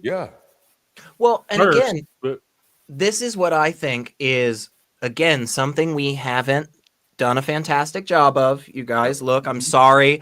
I'm supposed to be here saying nice things to y'all in the audience, you know, but I have to, you know, we have narrowed our lane. We have arbitrarily truncated what our potential is. We have forced ourselves into this one space where we say, well, when atheists gather, when deconverted people gather, when non-religious or this is what we do. And this is it. And look, don't get me wrong. I obviously enjoy the debate. I obviously love the pushback. I'll do it, man. I will argue about free will for the next 5 freaking hours. I'm here for it, you know? But there's a lot of people that, again, exactly what Chris was saying, like, hey man, look, you know, that's not really my bag. That's not really my thing. Do you know what's super cool about the churches? Is that if you don't like the hour-long sermon, down the hall, there's a meeting room. And in that meeting room is some other thing going on. And if you don't like what the fuck they got going on over there, you can go find the other meeting. And if you don't like what's going on over there, there's 3 people that go to the church that are doing something at their house every day of the week. And it is all different. It gives people that diversity of opportunities and spaces. Some people want to sit around and just break down the Kalam cosmological argument over and over and over. And you know what? Do it. You do your thing. You have fun. Some people want to sit down with a drink in their hand and some food in their belly and just laugh a little bit and just hang out with somebody that's not going to ask them when the last time they went to church was. We need a diversity of spaces, whether it's online, in person, it doesn't matter. We need atheist bowling leagues. We need, you know, need it, which, and I just want to say this again for online anybody gaming leagues. Right. Online gaming. I'm not like a super huge fan of bowling. I don't like hate bowling. I just, it's the one that I use a lot. Yeah, there's an in-person and then there's the virtual, because I'm about the virtual. And we're about the whole community, all of us. We want to get those who want to do the in-person, the bowlers and the gamers. Well, see, you know, I think that's something that the secular community has overlooked, right? Because the church is not a monolith. And so a lot of times when I hear the secular community talking about churches, it's really always those old traditional, really strong doctrinal churches. Especially like contemporary churches don't preach about hell. They don't preach about heaven. That's not what they're talking about. They're literally talking about living your best life every day. That's literally the conversation. Those were the type of churches I was a part of. My number one job as a pastor was not to know the Bible. My number one job as a pastor was not to know all of the rites and the rituals. My number one job as a pastor was to pay attention to the people in my community and see what they needed. My number one job was to literally invest time, commit time to say, okay, those people like Chris who don't like to come in person, they don't want to be here. They don't want to be touched by people. I had my ushers trained. Pay attention to who don't want to be hugged. Stop forcing hugs on people. Everybody doesn't like that. You know, I just don't want to be drug out. I just don't want to be drug out to the place where the hugs happen. I love a hug. You'll take one in home. In home. Hug to go. Yeah. And if so you could beam me there and I could hug you and beam away, that would be ideal. But see, like, so what did the smart churches do? They started accommodating that. Even before COVID, there were several churches that already offered online services. I know one of my mentors, one of his big thing was they had an 8 o'clock in the morning service. They had an 8 o'clock service, a 10 o'clock service, a 12 o'clock service, a 1:30 service, and a 4 o'clock service. Midnight mass. You know, and they had all of these. And listen, it's the same service. It's not a different sermon. It's not different songs. It's the same service to accommodate different preferences. And this is why I'll remind people in those contemporary settings, the pastor easily becomes a slave of the people in those ways, because that's one hell of a schedule to keep up. But like the 8 o'clock, his rationale was the older people who come to my church, they don't like the loud music. They don't like the new music. They don't want to be in church till 1 o'clock. They want to come and get church out of the way. And then he realized the business people that come to my church, they don't want to be in church all day. So he restructured an entire service based off of what he was learning from his people. That's where I think we're missing it in the secular community, is that we're not paying attention to the needs of the people. I'm not saying we have to mimic what the church is doing, but we could at least start paying attention. No, for the people that want to come together, what would they want to come together to do? Which brings me to two solid questions, and I'll let you pick which ones you want to answer. The first one is, how do we make online community feel like real community? And then the second one is, if you are showing up weekly to a local community campus with other non-believers, what are you doing there? What does it look like? And so you can pick either one of those questions. And I'm curious, because that's one I still wrestle with. Like, okay, BridgeCity, we get our weekends. I know our music and conversation is going to be on and popping. What do we do next? You know, like, you know, so just curious, how do we make online community feel like real community? And if we are showing up locally, what does that look like? What are we doing with that? I'll take the second question first, because I think maybe the first one is a little bit tougher. So I'm dodging that one a little bit so I can maybe formulate a thought about it. But you know, I can tell you what we're looking at doing with Secularizing US. So we want, again, a diversity of opportunities for people.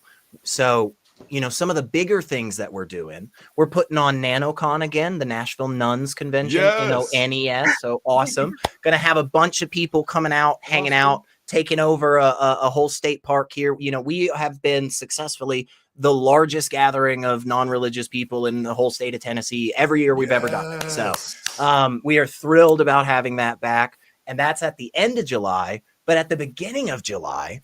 So we have blocked out these tickets for this play that happens in a tiny little town called Dayton, Tennessee.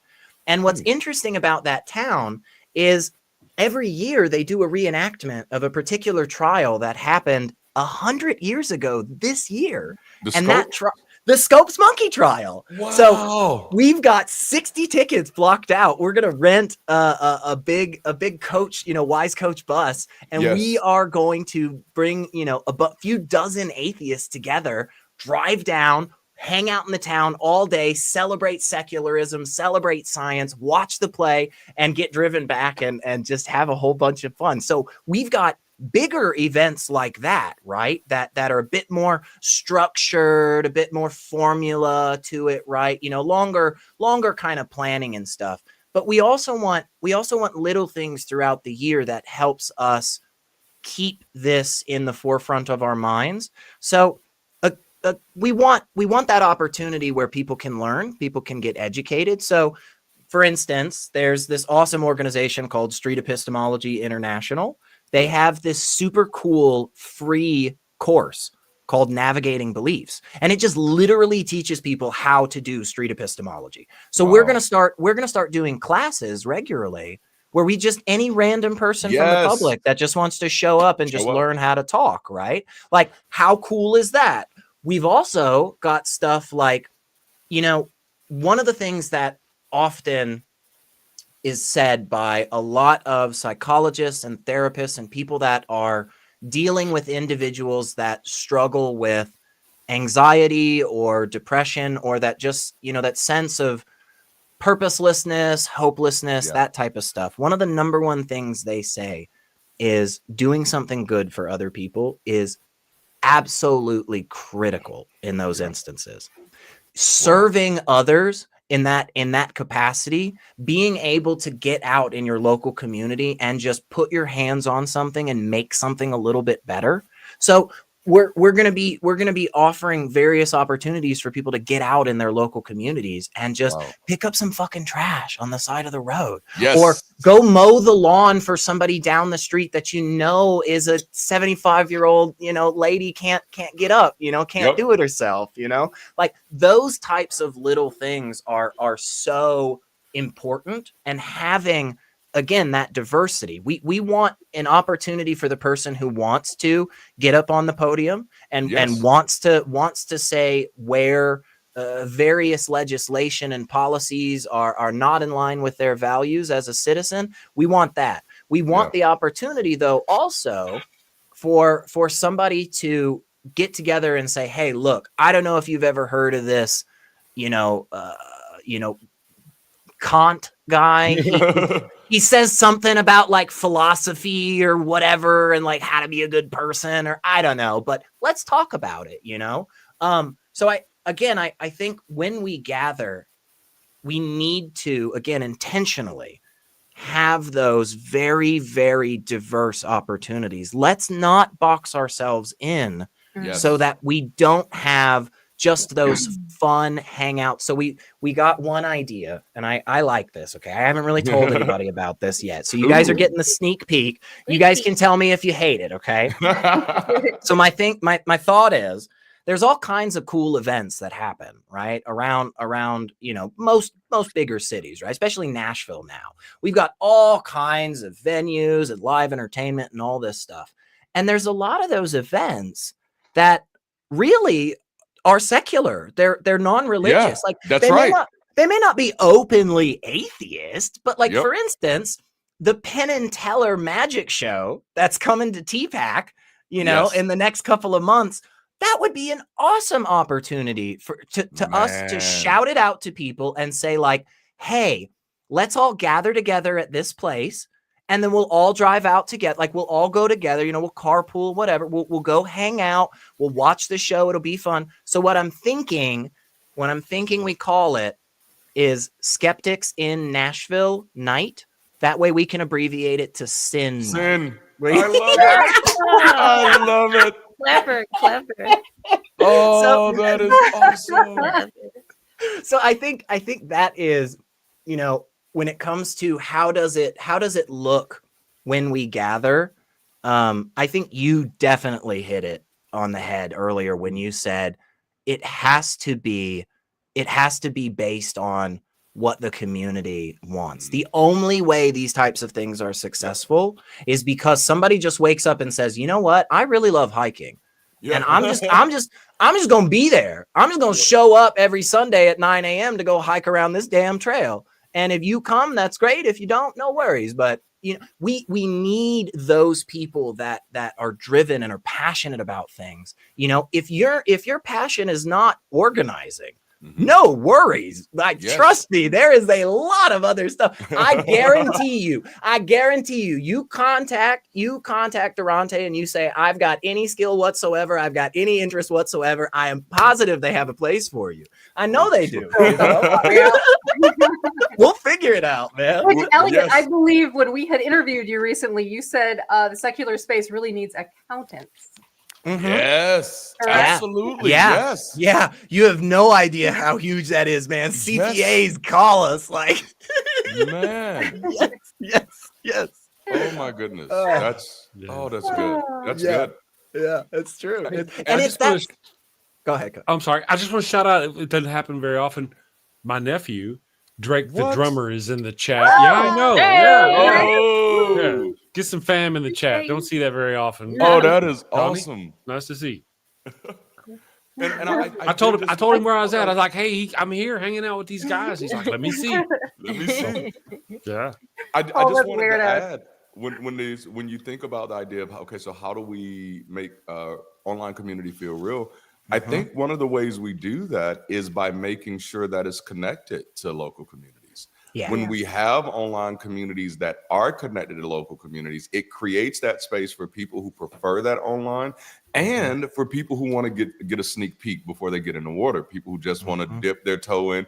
They don't want to show up at anybody's building because even though you're saying it's secular, like this could still be a cult when I get there. Because quite a few cults have started where people claiming that they know, no, we're critical thinkers over here, and then I'm the god of the Mother Earth or something like that, But having that online community being connected with the local communities, it gives people options, right? Yes. So that they can, hey, I'm gonna connect online, I'm gonna connect on Discord, and then one day you find somebody and you say, oh, you're in this city too, and y'all have this event going on. Now, even though you're a person who wouldn't want to do that regularly per se, now that it's an option, you're like, you know what? I think next Thursday I see this group meets and they go out for drinks or whatnot, or this group meets and they talk about philosophy, or this group meets and they talk about raising kids while being secular, or this, so I'm going to drop in on that and check it out. And next thing you know,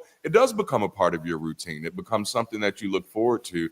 Right. Because, that's why we connect with other people anyway. It's almost like a mirror. You get to see yourself, you get to bounce ideas off. And it's like Secularity hit earlier. He said this idea of helping other people, it does something to you. And so you could be having a conversation where you weren't even meaning to help somebody.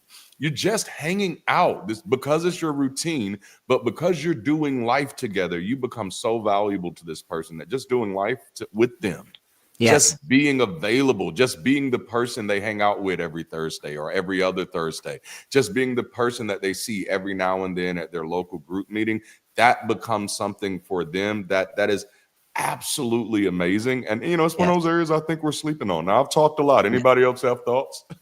Well, yeah, I like where all this is going. I feel like we're all on the right path here. It just, if there was a way, maybe we could get some sort of directory almost. And I definitely don't want to give out people's phone numbers, but be able to refer people to someone to say, I feel like you're more in this space, so why don't you go talk to Atlas Granny or Atlas Engineer, somebody who there are some people that don't know they're stuck in a space they don't want to be in and don't know how to get out. Oh, yes. They're not even to the point where they can laugh about this shit yet. I feel like that's maybe the last step is where you can just kind of laugh it all off. But this is ridiculous.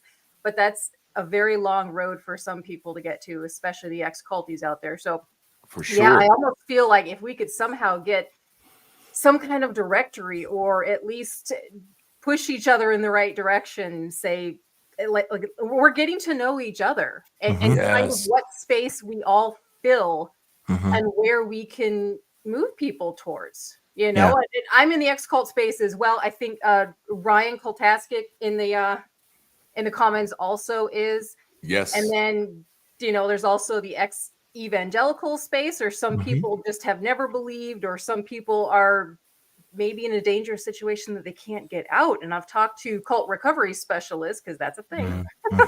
Man. That is a thing. What a world, right?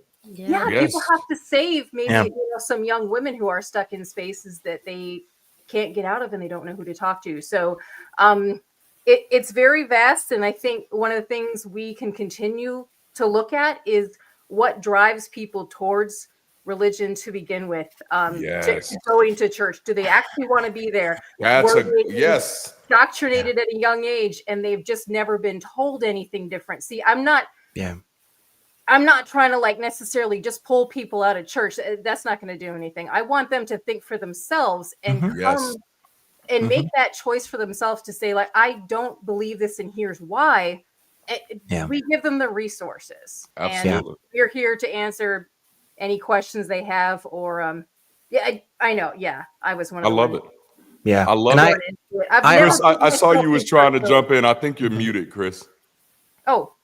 Sorry, I do that when I'm typing. I just wanted to mention that we have to part of what she was talking about, and I know this is not the total solution, but it's one of many beginnings. I think is that we're currently building a unified Discord where we're taking other atheist content creators and we're integrating them into our Discord. So if you want to come into it's the Daily Atheist Media Network. It's not the Chris Mallard.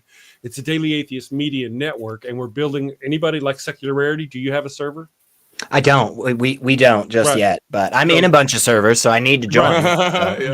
In our server, we could have we have a creator section where different creators, it registers and you have your own spot and you can go in there, engage with people, and it's where people can go and pick out which creator they want. It's a registry of atheist content creators. We've only got 3 or 4 of us now. So you're saying that people can put their information in there. Yes. Like they make a choice, like if they want people to reach out to them for such and such. Oh, that's good. Absolutely. We're literally building a unified Discord. So like Darante, we may dissolve his Discord and move it into ours and build him completely. We're currently doing a partnership with Deconstruction Zone. Oh yeah. Oh, nice, dude. Justin's awesome. What a great guy. I really don't know anything about it. All I know is that Scotty, the guy who runs my Discord for the Daily Atheist Media Network, he is the Discord god over there. I look in the chat and he's like, they've got some kind of deal. They're merging stuff with this. So that's kind of it. Now, it doesn't go as far as being able to help people on the ground who are in bad situations, who can't get out, but all that. But it answers part of that problem. Absolutely. And I know who to at least contact as well. So. Right. And again, something that we have lacked on our side for a long time. And I understand why in a lot of capacities, you guys, but for a long time, our side of this whole fight, we have done a really bad job of promoting each other. We have not done a great job of connecting with each other and telling other people with no other motive than just saying, hey man, you're not in Nashville, but you in Raleigh. This is where you need to go. Like we have to start doing that. We cannot be so territorial that we cut off our nose to spite our face. I mean, that's right. We can't do that. You know, hey Elliot, I don't know if you know this. When people come into my chat, oftentimes they'll say, look at all these mods, look at all these wrenches. And I have to explain, here's the deal. The reason why they'll come in, there's a lot of people who have wrenches in my chat, is because when you come into the Daily Atheist Network and you're a content creator, you please feel free to share your channel. I'll just give people links. Now, not all of them are mods. Just a few are mods, but a lot of them are content creators, and I just give them, because that's my whole deal, is to shill them, to help them grow. Right. Part of what we're doing is helping other people build their channels, which is actually what led me to Durante. And, I mean, he's been a prize student so far. I've seen. Look, I'm just gonna say this. I have seen your love affair grow over the last couple of weeks, Chris. And just know, okay, like you don't get to like keep him to yourself. You gotta share with the rest of the community, dude. Like, chill out, okay? And I also see you trying to pull Ryan in on this shit. So don't be. Have you seen her? She's pretty. Oh man. Yeah. She's got some. Shout out to Ryan. And she's smart. She's smart. I don't know what. Yeah, she's smart. Girl, you know what got me? Well, that's true. Here's the deal. When I first saw her, one of the things that really struck me about her was she's going along. She's doing these TikToks, right? And I spend like hours writing my script, and I read it off a teleprompter. And if I screwed up, and I got to go back. Oh, I screwed up, and I got to go back.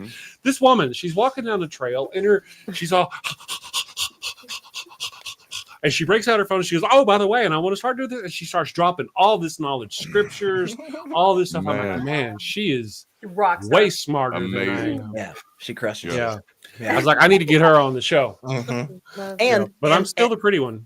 Well, I mean, you're all right, man. I mean, the beard, it does it. The beard does it. The beard does it. That's why you can't come on my show, Elliot. That's right. Because I always have to be the pretty one. I'll like, I don't know. I'll mess my hair up. I'll like put on some weird. I just made you hotter. I'll be in my bar. Right. So I have another little activity for us. This one is lighthearted. Give you some time. Wait. It's the quarter of the hour. It's the quarter of the hour. It is the quarter of the hour. Follow your own rules. Hey, do y'all know what this is? This is a fundraiser. Can you do you know what time it is? And as I said earlier today, we prefer the kind that crinkles and not the kind that jingles. It's an old preacher joke. You'll catch it later. You slow, but you're worth waiting on. But no, honestly, we're out here doing the work, building community, man. Building community beyond superstition. This community has grown over the past year from 52 to over 11,000 subscribers now. We have a growing Discord, growing TikTok, growing Instagram. All of those things are absolutely phenomenal. But most importantly, we are now pulling people from all across the globe who are seriously interested and invested in this idea of building communities and building communities that are networked with other communities so that we can make a difference. And it's more than just about coming together, kind of like Elliot said earlier. It's not just coming together to talk about how much smarter we are than other people. It's not just coming together and just, taking apart the Bible. We're going to do some of that too. But it's literally coming together so that we can actually make a difference, so that we can be the difference, so that we can be the help that we need. The infrastructure is not just about, not having the infrastructure is not just about us losing, right? We are losing. It's not great right now. Yeah. And it is because we don't have the infrastructure. But that's the tip of that iceberg. There's so much more. The losing part that's the tip. What's been going on this whole time is that there's been people who have been going without food. There have been orphans who had to go through a Christian organization. There are troubled teens who had to go through a Christian organization. There are alcoholics who had to go to AA. We are sitting back on the outline. Y'all know how I am. We are sitting back on the sidelines, looking at the world, saying it needs to be better, but we're not being a part of the better. And this is why I often remind people that me leaving religion was not just a letting go, it was a getting up. It was a decision to say that I want to be an active part of making this world a better place. And for me, that wasn't something mystical. I have 4 children that will be living in this world, once I'm gone. And they will have children that will be living in this world. I cannot live with that knowledge and not do anything to make sure that I leave this place a little bit better than it was when I got here. And I am not so arrogant to believe that just by me being a good me every day, that's going to make the real difference. No, we need other people. We need to be connecting. And so this is your opportunity to support that audacious mission. So super chats and all that jazz, Mm-hmm. Oh man. Have you shared the stream? Have you shared the stream? Shared it, share. Like it. It really does. I just so everybody knows, like it really does help. Like people aren't just pulling that out of their ass or anything. There is actually like a system that this organization uses to decide where they give attention. So like you just immediately liking this stream and sending it out to people it's a big deal. So it takes like 2 seconds. I mean, you can do, I see you right there. You didn't do it right there. Do it. Yeah. Right? Yeah. Okay. All right. Oh, I'm watching. It doesn't hurt. I love it. It does not. Well, I mean, don't pull a muscle in your finger, but well, you know how some people are, man. They just, they just got to push the limits, Gotta push it. Gotta push it. They're mousing hard. So We underestimate all man. the little steps that we take collectively. Yes, Yeah. absolutely. Right. You know, big doors swing on small hinges. You know, it's There you it's those little things. It's those little things. Well, Yeah. I got some Okay. memes for y'all, Back and to the we're gonna spend a Ooh. little time reacting to some Christian memes. And I just pulled some random ones. Some of these would have, like this one would have probably encouraged me when I was still in the faith. It says, even if you make the wrong choice, God will turn it for your good, so you can't lose. I got to hear your thoughts on this. Yeah, this actually encapsulates one of my really, really big problems with the belief in God, especially like, you know, the whole all good and the all knowing thing. Yes. If you actually believe that this is true, just understand that the world that you have to live in, the world that you have to live in is one where the most atrocious actions are actually really good things. Just understand, just recognize that your entire system of right and wrong and morality that you think you're abiding by completely flips, because this says that when you stumbled that one time, right, you know, and you broke your leg and it hurt really bad and you were in a cast for 2 months, but then when you got your cast taken off by that one particular nurse, you found out that they were really attracted to you, and then you got married and you live happily ever after. Like, you can see in that scenario why the breaking of the leg worked out in the long run. Here's the problem, though. We all know that we live in the real world where that shit doesn't always work out. Sometimes your dog just gets run over, and that's the end of the story. Like, they just put Old Yeller down. There's no like, and we learned something. It's like, nope, all right, the end. You know, like, so it totally. I'm sorry. I hate this sentiment. I hate this sentiment. Get fired up, Elliot. Get fired up. I think If you wait long enough, shit will go right. And you can give credit to God.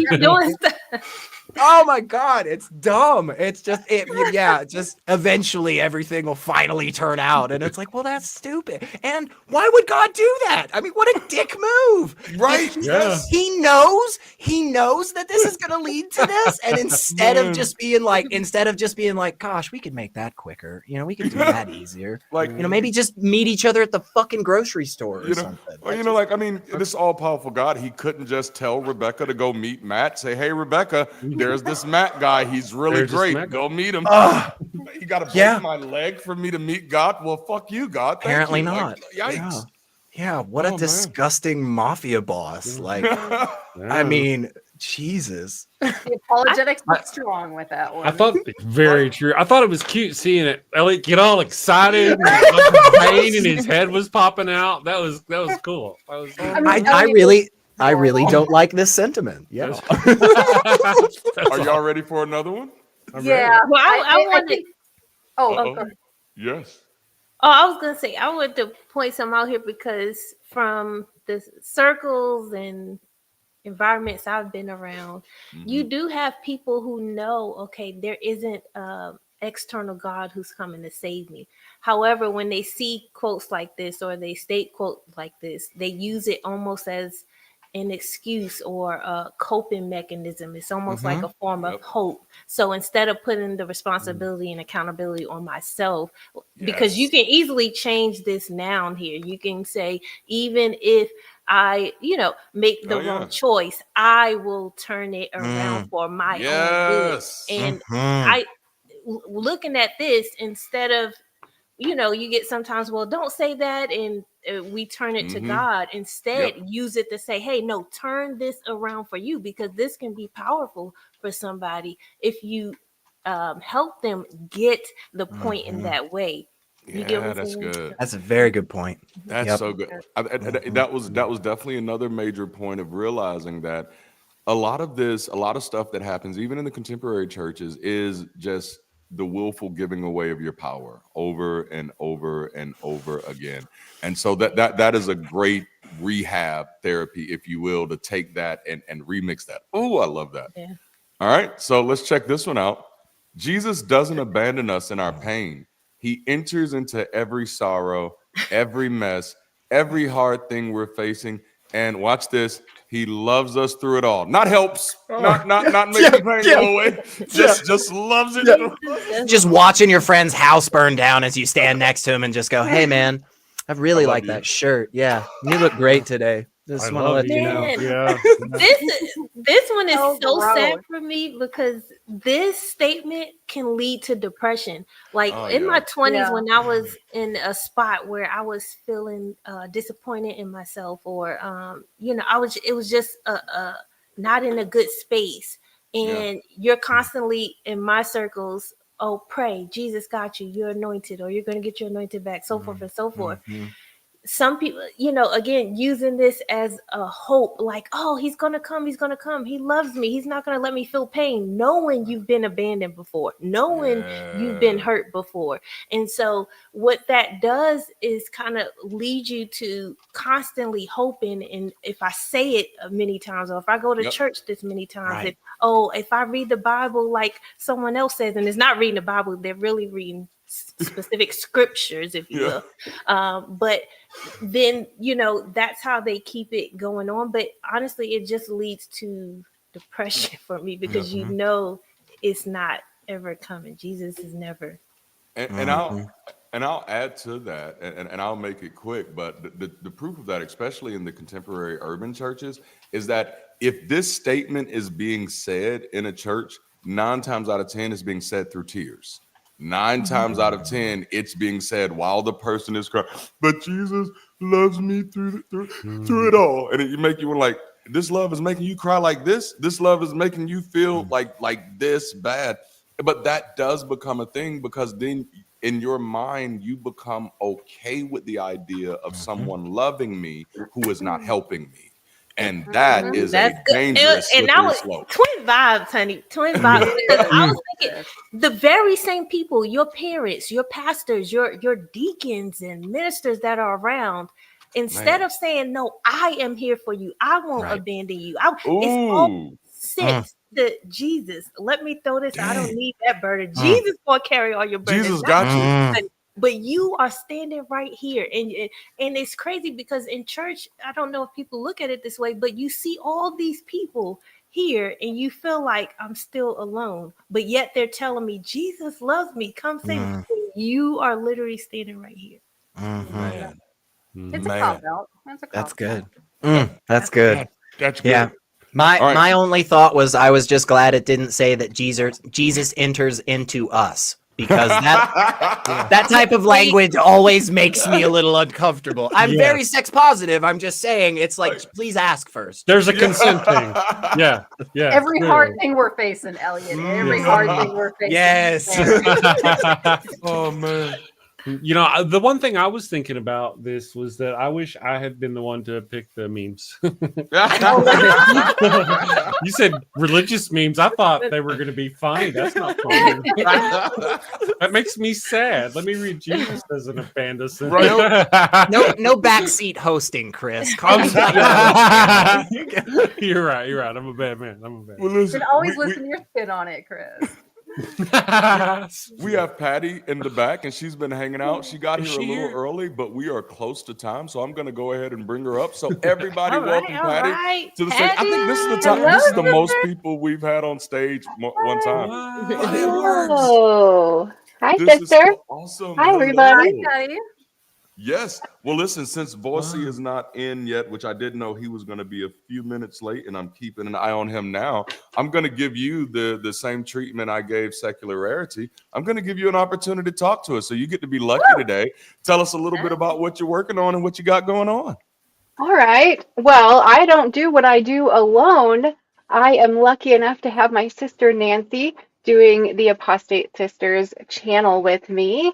And we talk about our cult shit. We talk about being in the Worldwide Church of God.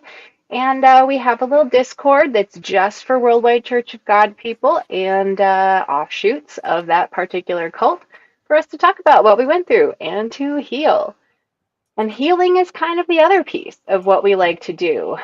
We do a lot of talking about how the coercion, how the manipulation we all went through in our cults and our churches impacts us. Like, still to this day, it's hard to feel safe in groups. It's hard to know what we actually want for ourselves. There's a whole lot of these like really human things.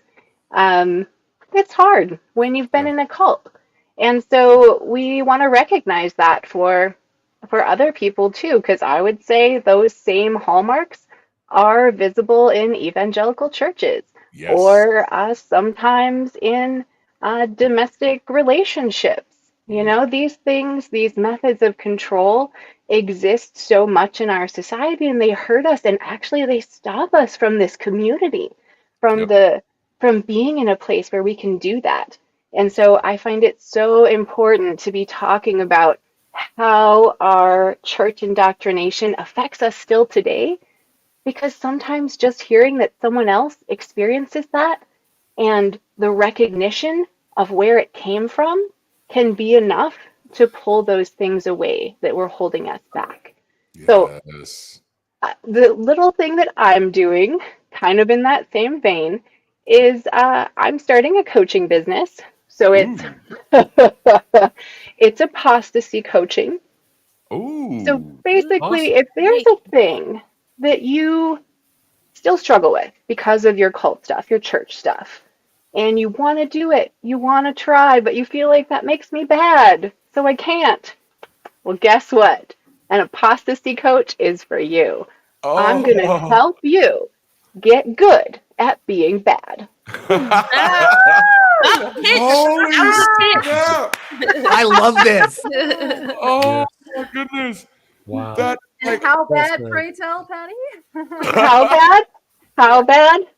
I won't do anything illegal. Oh, good call. That's actually very smart. Yeah. Kind of self-preservation there. Yeah. I didn't think about that. Like, well, I mean, sexual things, of course, is sort of a big one, right?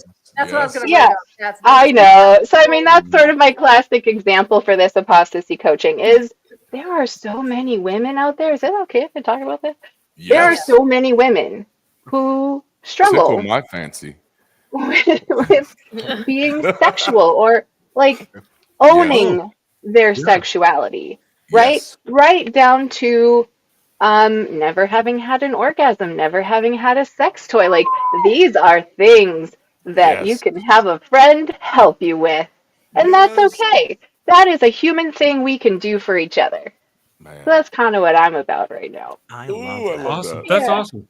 I sometimes, Patty, struggle properly blaspheming the Holy Spirit. Ooh. I'm wondering if you have any tips or tricks you could. It's like I don't know why. It's every time I start to, and I'm like the Holy Ghost. I freeze up. So could I contact you and get advice on other ways to denigrate, like the Bible or? Would you help with that? Is what absolutely. There you go. I'd be looking for some orgasm advice. I'm passing that out. I mean, I'm always looking for that. Shoot me an email. We'll talk. Yes. Patty can actually orgasm in tongues. That is so does the evil one. Different turn than I was expecting. Oh my goodness. All right, welcome to the show. Move on to the movie. Hi. Yeah. I love this. Nice to see you. Sorry, Patty and I, our naughtiness kind of feeds off each other. So I love it. Awesome. I was missing my other half here. Hey, I got a quick question, if I may. May I interrupt your show? Who's the oldest? Who's who? Are y'all? You're the oldest? I'm older. I'm 45. Ooh. Oh, I didn't ask how old. I would never do such I'll just say thing. I like to just say it. Yeah, I like just say the words. Wow. We're in our 40s. So fucking what? Yeah. Well, I'm perimenopausal, bitches. Me too. You want to talk about that? I'll talk about that. No, I don't need to talk about that right now. I want to tell you what I recently learned about tampons. All right. No, you probably saw it on the show. No, actually, you two look so much alike. I suspected you might be twins. Yeah, that's what I thought. That's so funny. We never really thought we looked alike. No? No, she's 2 years younger. Yeah. I'm the naughty black sheep, baby. That's You good. kind of took the role of middle child, I'd say, Nan. Oh Right. man, Right. Yeah, even though you weren't technically middle child. She had That's how already that fucked up works. things, and so That's you right. could just host. Exactly. That's what I did. That's what I did with my older brother. It was like, There you yeah, go. I'm not gonna be that bad, you know. Keep fucking. Oh, Look at another Matt super Lee- chat. Here's a blasphemy swear word for you, son of a carpenter. Oh. And There Muttley you go. I love it. actually 15 pounds. Because Oh man, it's not bald, it's a Wow. solar. Oh wow, well I'm machine. Gold planner for a love Well, machine. that was That's from right. earlier. That is hilarious. Where are you at for How did I bringing miss it? in the dough here, Darante? I believe we were saying 300 for my stress. Oh boost yes, let me. Oh, that's right. yeah. Oh, and it's so good because when we first started the stream, Nancy, your internet was most unfortunate, and you were all frozen. And I was like, oh, I hope she gets all cleared up before the stress boob comes out. Yes, if I overspoke you, it was not on purpose. Well, there was a couple times it was on purpose, but most of the time it wasn't on purpose. Oh, I accept that, but I would hate for my stress boob to be like No. censored. That's what You're not clear what as That's a what I bell was. now. Yeah, that's what I think Chris was really getting at. Is he really wants to make sure that the stress boob is very clear, very visible Clear, for very everybody. clear. Yeah. Right, Yay. right. If you could turn off all the other processes on your computer. You've shown me your boobies plenty of times, Chris. Yeah, I have. You return the I've favor. I've had multiple times where I have offered to show my boobies on camera, you know, like on somebody's stream for money, and they have actually said to me, "Please God, don't do that." And I'm like, no, I'm Elliot. I'm not Jesus or anything. It's just, but can I take my shirt? And they still don't. I don't know. They They don't. say no. I don't know why. They don't. Yeah, I don't know. That's Oh, man. hilarious. Elliot, you can take your shirt off on our channel if you want. Yeah, Okay. sure. I'll- Money for Darante for stress boob. Well, that did it. I was about to say Thank we were you. 7. Thank you, Miss Non Sequitur, for that 11. Wow. I was about to say we were $7 away from hitting 300, but Yeah. we just hit it. So we're at 304.83. 304. So that means it's time for Yeah. some stress booby. And I'm gonna Stress put you boob. I'm not the one with the stress boob. I only have the real ones. You don't want She that. has 2 stress boobs. Oh yeah. There's the Oh yeah. Hey. That's Oh, right. yeah. There Look you at that. go. Look at Can that. you? Is it too much to ask to pinch the nipple? Is that too? Is that Can I too do that much? on your channel, Darante? Is that- Go ahead. Let's go for it. Let's go. Oh yeah. Ooh, There you go. That's good stuff. Yeah. Now, That's it. now wait a second. No, sorry. I thought I was Camera pretty angle. crossing the You line did with it. great. You did great. Yeah, okay. Beautiful. You What- guys what earned it. Got 300 for Durante. Woo! Wow. Yeah. Dude, that's Yay. fantastic. So where do you buy this thing at? Where can we all get It's stress $1.50 boobies at from? my local porn shop, which happens to be named Patricia's, by the way. Wow. That is hilarious. Oh my goodness. Interesting. Oh, I find man. it interesting that you frequent your local porn shop. I want to talk about this. Let's talk about I'm actually honestly still stuck on the fact that it was only $1.50. That seems pretty Right? cheap. Like that's a really good Sounds deal. good. I mean, I'm not saying I need like 10 of them, but I'm just saying like for $20, you can Yeah. get quite a handful. I mean, Yeah, that's a lot of stuff. You don't need more than a handful, Handful. Elliot, but if you want more than a handful, you go right ahead. That is hilarious. They right, need y'all. to put noise things in it to make so you can make Ooh. ASMR with it. my God. Totally. That is, man, like man, got chills down my I'm spine. stuck between the sisters. Look at that. That's fantastic. Y'all are all jelly, huh? Huh? Let's get jellical. There was cheer dancing discussion. Muttley was talking about cheer dancing. I love cheer dancing. Oh I was yes, twerking earlier. You missed the twerking. Mr. Oh, no, I was watching. Oh, were you? I've been here. Did say that they were here just to watch Elliot dance. Oh, Yeah, it's a thing, you know. Some people have said, you know, my dancing is top tier, just Ooh. the highest of qualities, you know. Mhm. Other people have likened it to those inflatable tube things that's, you know, are at like parking lots and car Mhm. shops and shit. So I don't know. You decide. Look, art is subjective, you guys.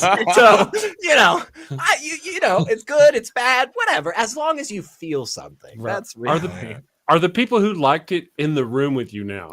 you know. Real quickly, I do want to shout out Sharon. Thank you so much, Sharon. Sharon just sent us a donation through Cash App of $100. And nice. I did say that for every donation over $50, I'd give that donor a prophetic declaration from an atheist pastor. All right. So Sharon, if you're watching, I want you to lift your hands, lift them as high as you can. Get ready to receive.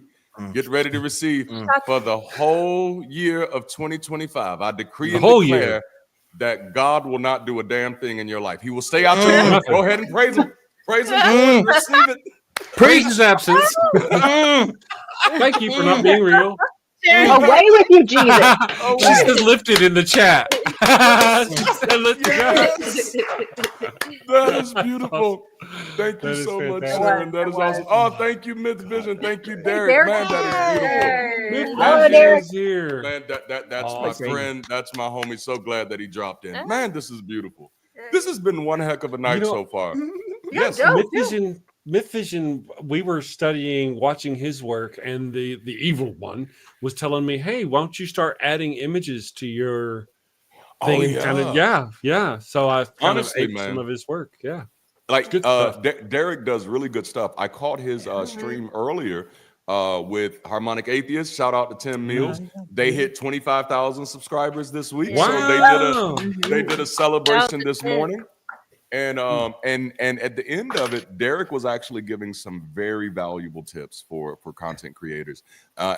Chris, I know I've talked to you about this a little bit. That is something I definitely want to see more of in this space. And again, this kind of goes back to something we've been talking about all night, is that we are much more than atheists. We have a whole bunch of other things that are going on. And a lot of us are living repositories of helpful information. And so being able to bring a few people together, man, at least once a year, some of the top content creators in the secular space, to share some information, some best practices, what tools they're using, how they're navigating, that is helpful. And like, there's a market out here for it. Number one, me. You tell me that you're putting something together for secular content creators where we're going to help you with framing your stuff, scripting out your stuff, putting together your strategy. Like, it's amazing. And just Derek, like the information he was given this morning, it was good information, because I've sat in a few conferences, not for the secular community, but it was good stuff. Yeah, man. Well, that's what we've been doing. I hosted a script writing class in Discord last week, and then the following day we did a Discord editing, DaVinci Resolve, how to knock it together, just basic editing, so people can get your work together. Like any of you who are struggling to build a channel, if your channel is not growing by like 100 subscribers a week, you're doing something wrong.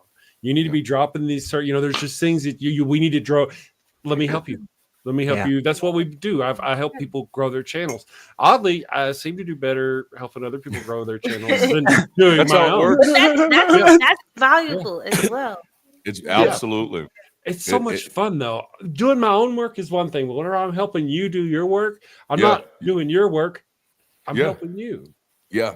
But that goes back to what Elliot. That's it. That's what Elliot said earlier. When we're helping others, it does something for us. It's not about you, though. It's selfishness about me, because it makes me feel better about myself. It's the selfish gene. But that's great. That's great. Like, let's use it. Let's use the shit out of that. Like, hey, I love y'all and y'all are awesome, but I gotta be real with you. Like, when I get off of this, I'm just gonna feel like $1 million fucking dollars. Great that y'all are here and having a good time too. I mean, That's man. Well, isn't mutual benefit the whole point, right? Like anything we're doing in the secular community, like that should be the basis, right? Yep. What's the mutual benefit to everyone involved here? Come on, like that's it. We're there, Man, y'all got me excited now. All right, so now I try to be mindful of people's time. Elliot, I only asked you for an hour. If you can stay for the rest, that's up to you. But man, you are a busy man, and you're literally building a movement right now. So I know you have a lot going on. I can relate. Yes, so, I'm sure you know. So man, like if you need your time, please take this time. I have to say, like, this was a huge treat. Now, if you have some time to chill around, I ain't gonna kick you out now. If you got some time to chill, it's up to you. But I do want to be mindful and respectful of your time. I won't make you answer on the spot. You can answer in the chat if you want to. I have to go. I have to go eat some dinner because apparently I just haven't eaten any food today, which was the thing I realized. Yeah, just like right. Well, you know how it is. Like I got up and I started doing something, and then somebody called, and then I had to send, and then I had to go meet somebody. You know, but I just want to say this seriously, real quick before I go to everybody out there. If you are here right now, okay, it means that you give a shit. Yes. That is one of the most important things, okay? And again, I know it may sound a little silly, but I promise you, because when I first heard about the amazing stuff that is going on here, that is going on with BridgeCity and stuff, I said, that's my people. I know I got to get connected with these guys, right? I know we got to be working together and we got to be partnering. And I am telling you, because I am in the same boat. If you have any interest, if you have any skill, if you have $5 fucking, I cannot tell you how incredibly important that is right now. Okay? Get connected. Get connected. Don't just stay by yourself alone. You're not. We have an incredible freaking community, and it is only getting bigger. And I'm telling you, we put the structure in place today, and in a few years, there'll be no stopping. There'll be no stopping us. Right. We will take over the freaking world, man. So that's what I guess I'll just end with that and say I'm really excited to take over the world with you guys. Yes, let's the do foundation. Laying the foundation. That's it.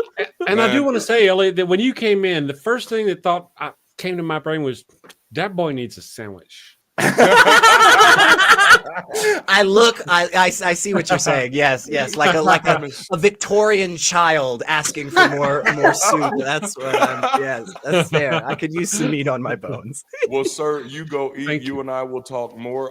Real quick before you go, please remind everybody about the fundraiser you have coming up next month. Yeah. At the end of March 31st, 5:30 p.m. Central Time, Secularizing US will be doing our big launch and mega stream and fundraiser. We need absolutely everybody there that can be there. We're super easy to find because anywhere you go, you type in secular and then rising and then US, and you'll find us everywhere. Darante is going to be hanging out with us. We got a shit ton of incredible people. So yeah, if you guys are around, please come hang out. And again, if you can't be there, if you're not in the Middle Tennessee area, do not think, oh, well, I just won't reach out. No. Contact, because we are going to point you to somebody else. You tell me where you're at in the middle of bumfuck nowhere in Kansas. We're going to find somebody for you. That is the whole point, you guys. We need to stay connected because I'm telling you, the next couple of years probably going to suck a little. Suck a lot. We need each other. We need each other now more than ever. Well, man, you go eat. Have a wonderful day. You and I will link up later. Thank you, sir. Absolutely. We love you. Later. Thank you, Ellen. Love you. All right. There's and then there were 5. Oh, why it never does it for me? Am I doing it too aggressive? Does mine not? I still don't know why I have it. See, when we're speaking of guys in general, we're 5 guys.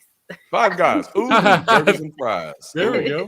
I haven't had 5 guys in a while. That is sounding kind of good.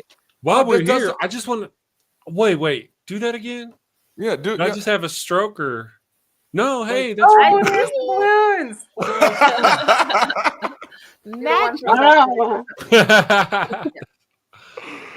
That's awesome. Very cool.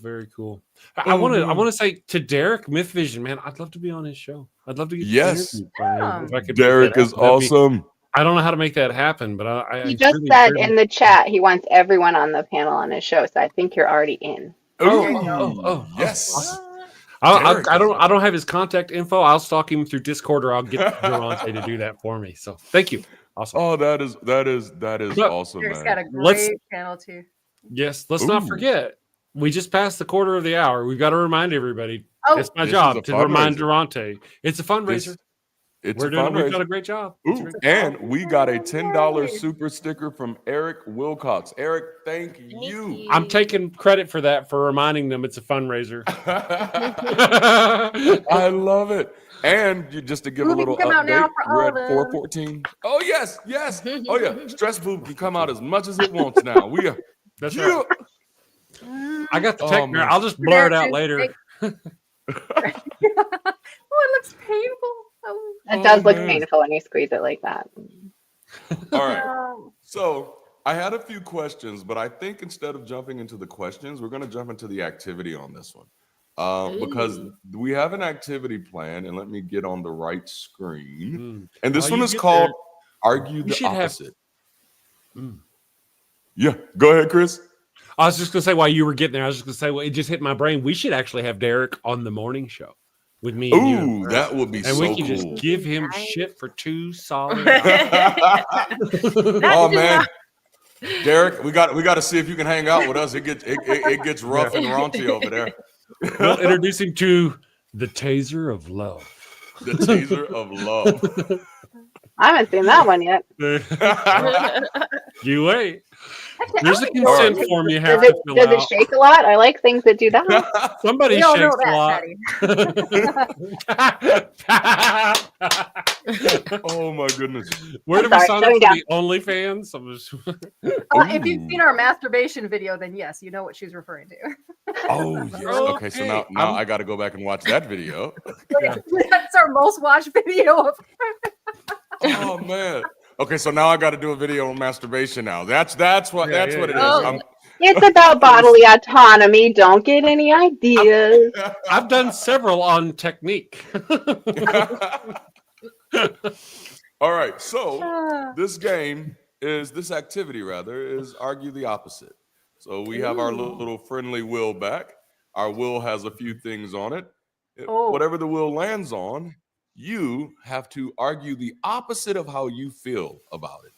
And we get to hilariously look at you fail at that or watch you succeed and feel bad about yourself. So either way, this should be a good time. So I'm going to spin the wheel and I'm just going to spin the wheel and whoever wants to go first can go first or I'll pick somebody. And so let's see where this lands on. Oof, oof, oof, oof. All right. Universal wants to go basic income. You have to argue the opposite. You have to, if you are for universal basic income, you have to argue against it. If you are against universal basic income, you have to argue for it. Ew, I don't like that. Licky. All right, Wait, so so- let me go to, yes. Is it me? No, So you go ahead. calling me? No. Well, actually, Chris picked you, so we'll go for it. Sure. All I right, just threw you under the fine. bus. Yeah, you did. All right, so I have to argue against universal basic income. If you're for it. I mean, I'm for it. Yeah. There you go. Me too. Okay. Knuckle bump. So against universal basic income. This is a clip I don't really want to be on the internet. I thought about that too. I thought about it. Oh, Okay, man. I'm going to argue against universal basic income. Okay, let me think about this. Let me get into that headspace. So the problem with universal basic income, oh no, is that as soon as you give people a place to live and food, they are just going to sit on their ass. They're going to just watch the world go by and have no interesting thoughts whatsoever. They're going to look around and be like, yeah, I guess there's nothing for me to do here because everyone just has what they need. So, I mean, we'd just really obviously be shooting ourselves in the foot if we went ahead and just gave people what they needed to survive because they exist. I mean, what a dumb idea. I think you just earned a job with our current administration. I think they bring you in. Now I got. There's a gas chamber that needs a switch operator. Oh god. So dumb. Like it's know. very So terrible. uncomfortable to have to argue from something that, especially, I was hoping it didn't land on something that serious, but man, that's a hard one. You did But you an know, excellent if job, you though. did debate team in college or high school, that's a good skill to have to know Oh, your yes, opponent's to- reasoning. Oh man. Yeah. I know it's kind of going for a little bit their side, like what they would actually say, but then also like make silly points because, like, of course, people aren't just going to sit there. People who are cared for and know that they have enough are people who are more ready to engage with the world. That's right. Absolutely. Is it Maslow's level of, where once you reach a certain level, hierarchy, and once you're free and you can start pursuing dreams, self-education, that's right. Or you can struggle just to barely feed yourself. Those are your choices. Universal basic income. Basically, what Maslow's hierarchy demonstrates is that until you get your basic needs, including security and safety, taken care of, food, water, you don't even have the freedom to be a person. That's ultimately what that is. You don't have the freedom to experience life. You don't get to actualize. You don't get to wake up every day and say, what do I actually want to do with myself and my existence? And so many people are trapped there. And that's a scary place, Oh, so that was beautiful. I'm going to spin the wheel again, and we'll see what this next one lands on. Oh, that was the perfect one for you, man. That was great. It was, right? Ooh, I should give a really lot of shits about prayer works. Someone has to argue the opposite on prayer works. Who shall be tribute? And mind you, I do have another wheel that I can spin to pick you on. So y'all, oh dang it, no, I don't. It's mixed up now. All right, so look, Chris is trying to hide. You know what? So because of that, Chris has been volunteered as tribute at this moment. So Chris, you have to give us your best argument for that prayer works. That prayer works. Prayer is good. You didn't see me trying to prayer works because God says so. This is hard, Patty. This is hard. Make him stop. Okay. Have you ever? All right. Here's the way you can know that prayer works. Pray for something. Here's the deal. I got it. When you have to go pee, pray that you can go pee, and then go pee. And if you pee successfully, God has answered your prayers. Therefore, we have proof that prayers work. Oh man, you know what? I'm not mad at that. That does anybody else have to go pee? Yeah, I actually do. I actually do. And I just took a sip of water, which did not make it better. Do we all have to pee right now? Oh, geez. That's a whole different porn movie. So this is why I got to start getting commercials in this thing so I can step away to do that. Yeah. Got to get some goat commercials over here, Chris. We got to get some goat commercials. There you go. Chris, you just convinced a lot of people. Congratulations. I did. Rhetoric is my bag. They're convinced. That's great. Oh man. Yeah. You know what? I just want to add on to it. Can I just add on to it and note that, like, I don't know about the prayer business with being able to pee, but I'll just say, then here I am again, is that being able to pee might actually be a privilege because there are people who don't have that luxury or don't have that luxury with the same ease that the most of us have it. So, we should remember our privileges in all things. And I know that's a little tongue-in-cheek, but I am serious. I love it. Darante, if you'll put me up on the screen, I got a story. Oh snap! I do. Oh, talking about privilege and being okay. Ooh. When I was a little kid, we had an aunt that had come to stay with us. It was actually my mom's aunt, so that's how old she was, and she was kind of a little bit on the abusive side. And we lived in a trailer house, and she could see down the hall. And we were so afraid of her that rather than going to pee right down the hall, sneaking out our room and going to pee, we would pee down between our bed and the wall. Wow. That's I know, right? And then, I got older. I moved away. Me and my twin brother, we moved away. And then I came back to live in that same place a little while later. Now, she had moved away and gone, but my other two younger brothers who had been living with her there for a while, they had to deal with her for a while. And I was moving that same room, the furniture in that same room, and I noticed one of the outlets had looked like it had caught on fire. And what had happened was one of my younger brothers had done the same thing. He was so scared to go down the bathroom to pee. Wow. That he peed down the wall and he caught an outlet on fire. Ooh. Yeah. So talking about privilege to pee, it's weird when you would say that. Somebody's like, who takes privilege to pee? Oddly, I have a story. Man. I have a pee story too now that you brought it up. All right, let's go there. Maybe for a private chat. Oh my God. Yes. Oh, Chris, somebody asked about your tattoos, and yes, I do want to ask about that too. I just noticed that you had a tattoo. But my short little story is when I was a kid, our cult leader, we were in Worldwide Church of God, they had closing prayers from hell. I don't even know how long they were. Some of them felt like, I don't know, what do you think, Pat? Like half hour? But either way, I was a kid at the time, and this prayer just went on. And I had to go to the bathroom really bad. And I don't remember if I had actually asked my mother to bring me to the bathroom or if I just didn't say anything because I didn't feel like my voice really mattered. Like, we're in the middle of a prayer here. I'm going to be disrespectful to God or some shit if I asked to go. The moment I hit that seat, I peed in the seat. Yeah. Ambassador Hall, Pasadena, California. That place is still there. I did pee in one of those seats. I just remember getting up and there's just a huge wet spot. I'm like, yeah, there's my thoughts on that. Yeah. Sniff a trip, easy. I had to go. That's crazy. Yeah. Wow. Well, Chris, you had a question about. They had a question about your tattoos. About my tattoos. Yeah, let's see. My Wonder Woman tattoos. Ooh. Let me put that that's what my ex-wife calls them. Oh, there you go. They both look the same. So a long time ago, I went on the internet and I looked up because I just become an out and out atheist. I was fixing to write my first book. I think I'd actually was in the process of writing my first book. And I went and got one of these tattoos. It's just an atheist symbol. You can find it on the internet if you look up atheist symbols. It's a little harder to find. It's not the common, and I just got a couple of those on there. That's kind of what it is. Dope. It's an atheist symbol, obscure atheist symbol.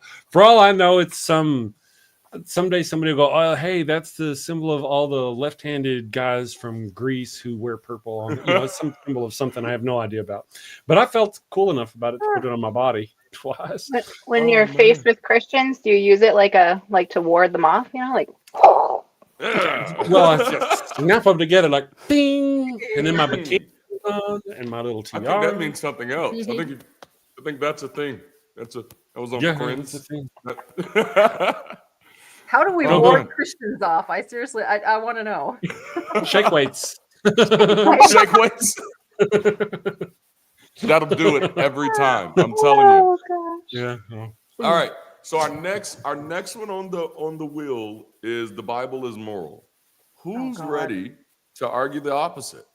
Who's ready to argue that the Bible is indeed moral? Oh, God. Oh no, I can't slide down in the chair again. I mean, Nancy, it's Nancy's turn. Or Nancy, or there's one who's been sitting there quiet. yeah. Contemplating.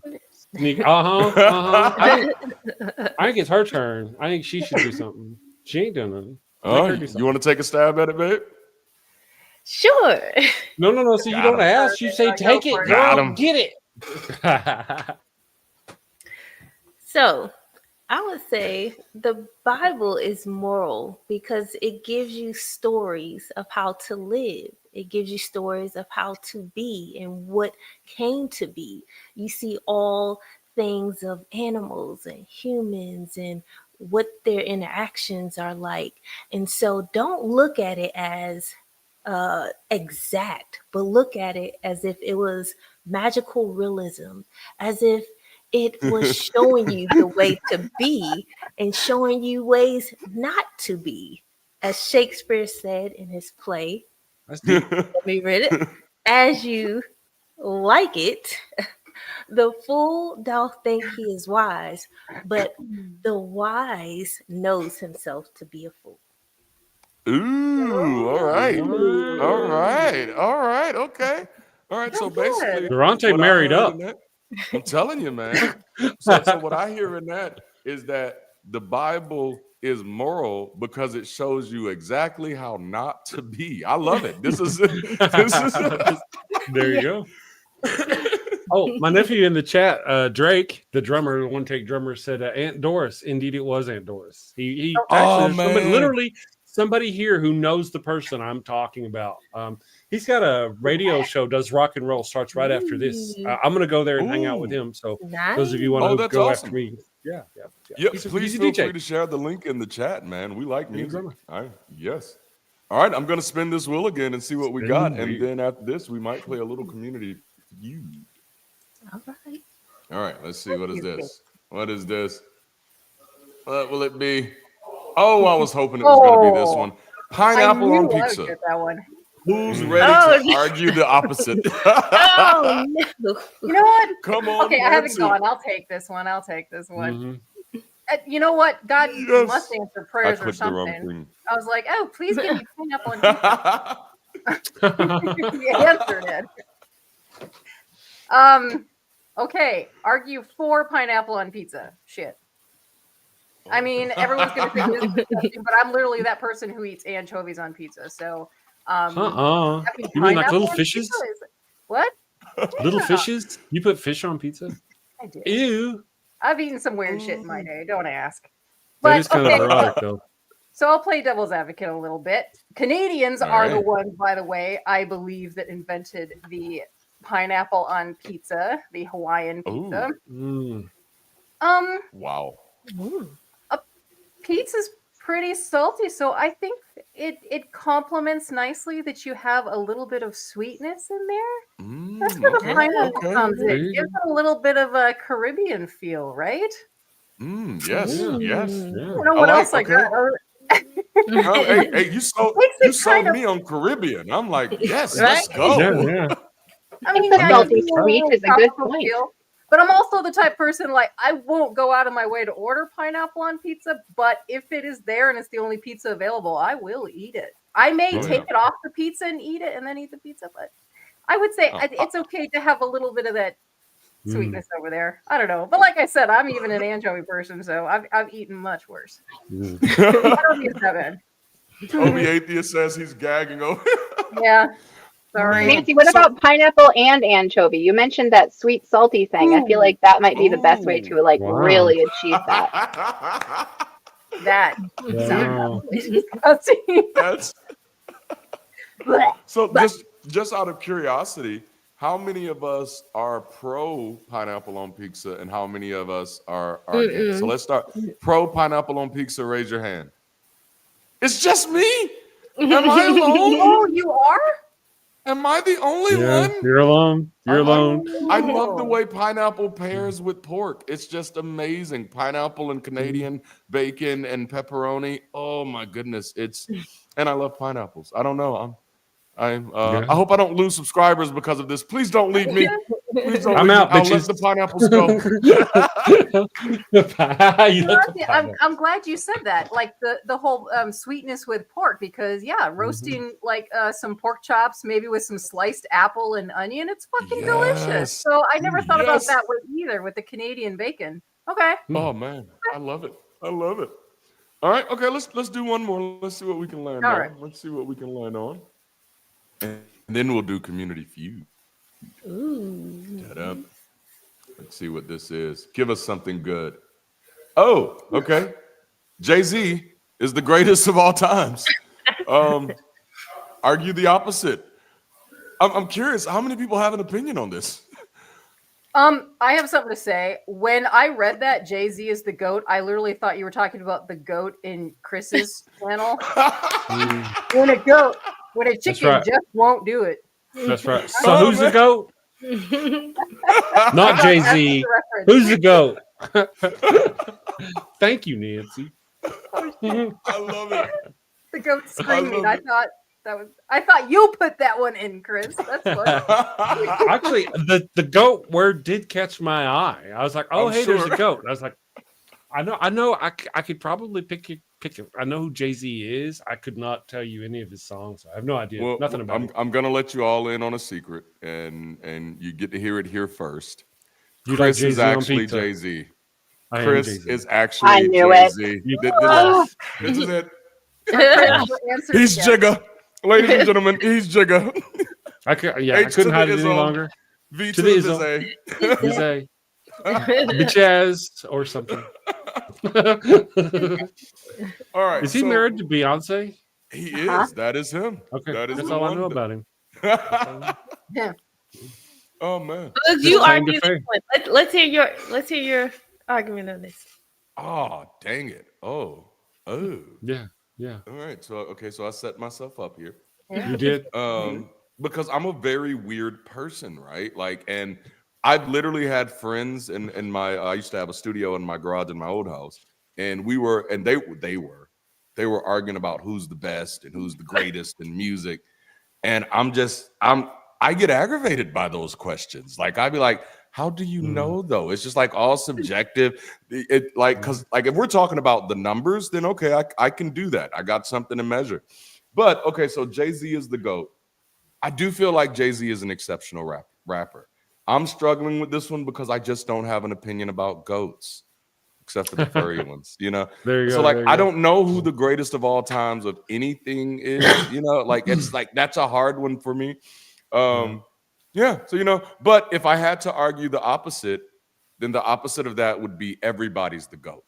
Oh, that works. But dang, that's what I really believe. So now I don't know what to do. You see what I'm saying? I'm weird. It's a conundrum. So we're going to move on to community feud.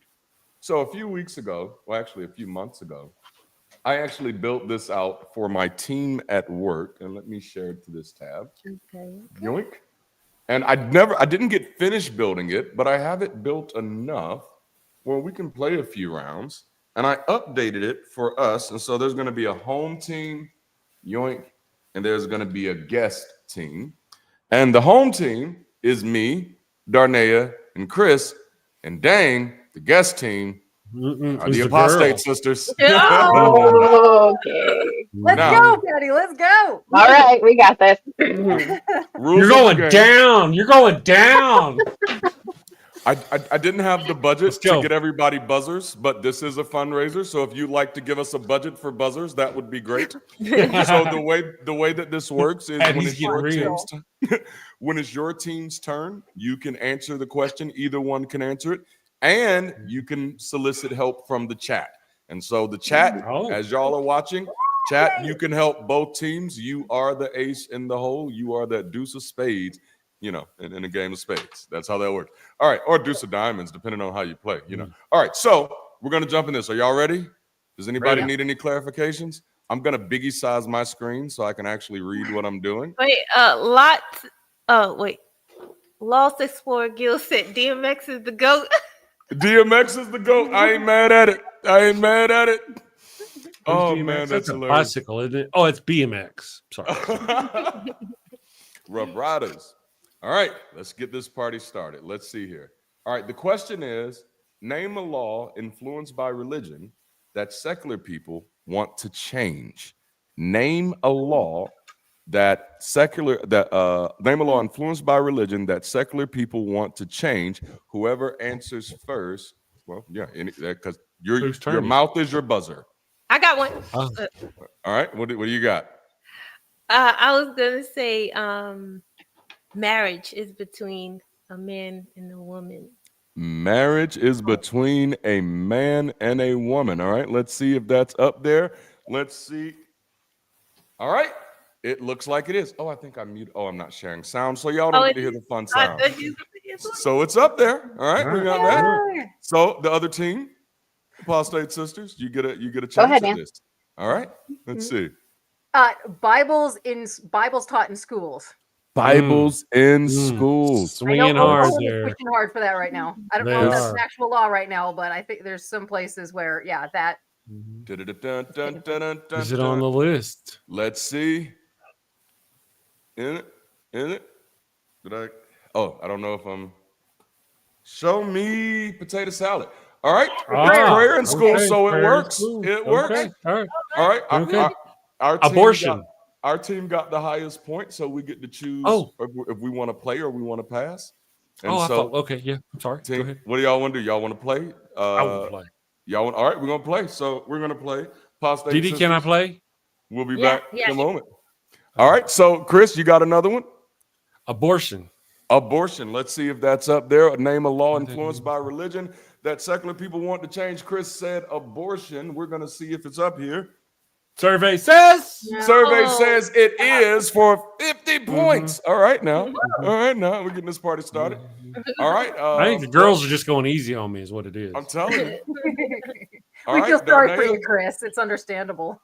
Darnell, Well, we're supposed to wait, though, right? We're supposed to wait till you get one wrong?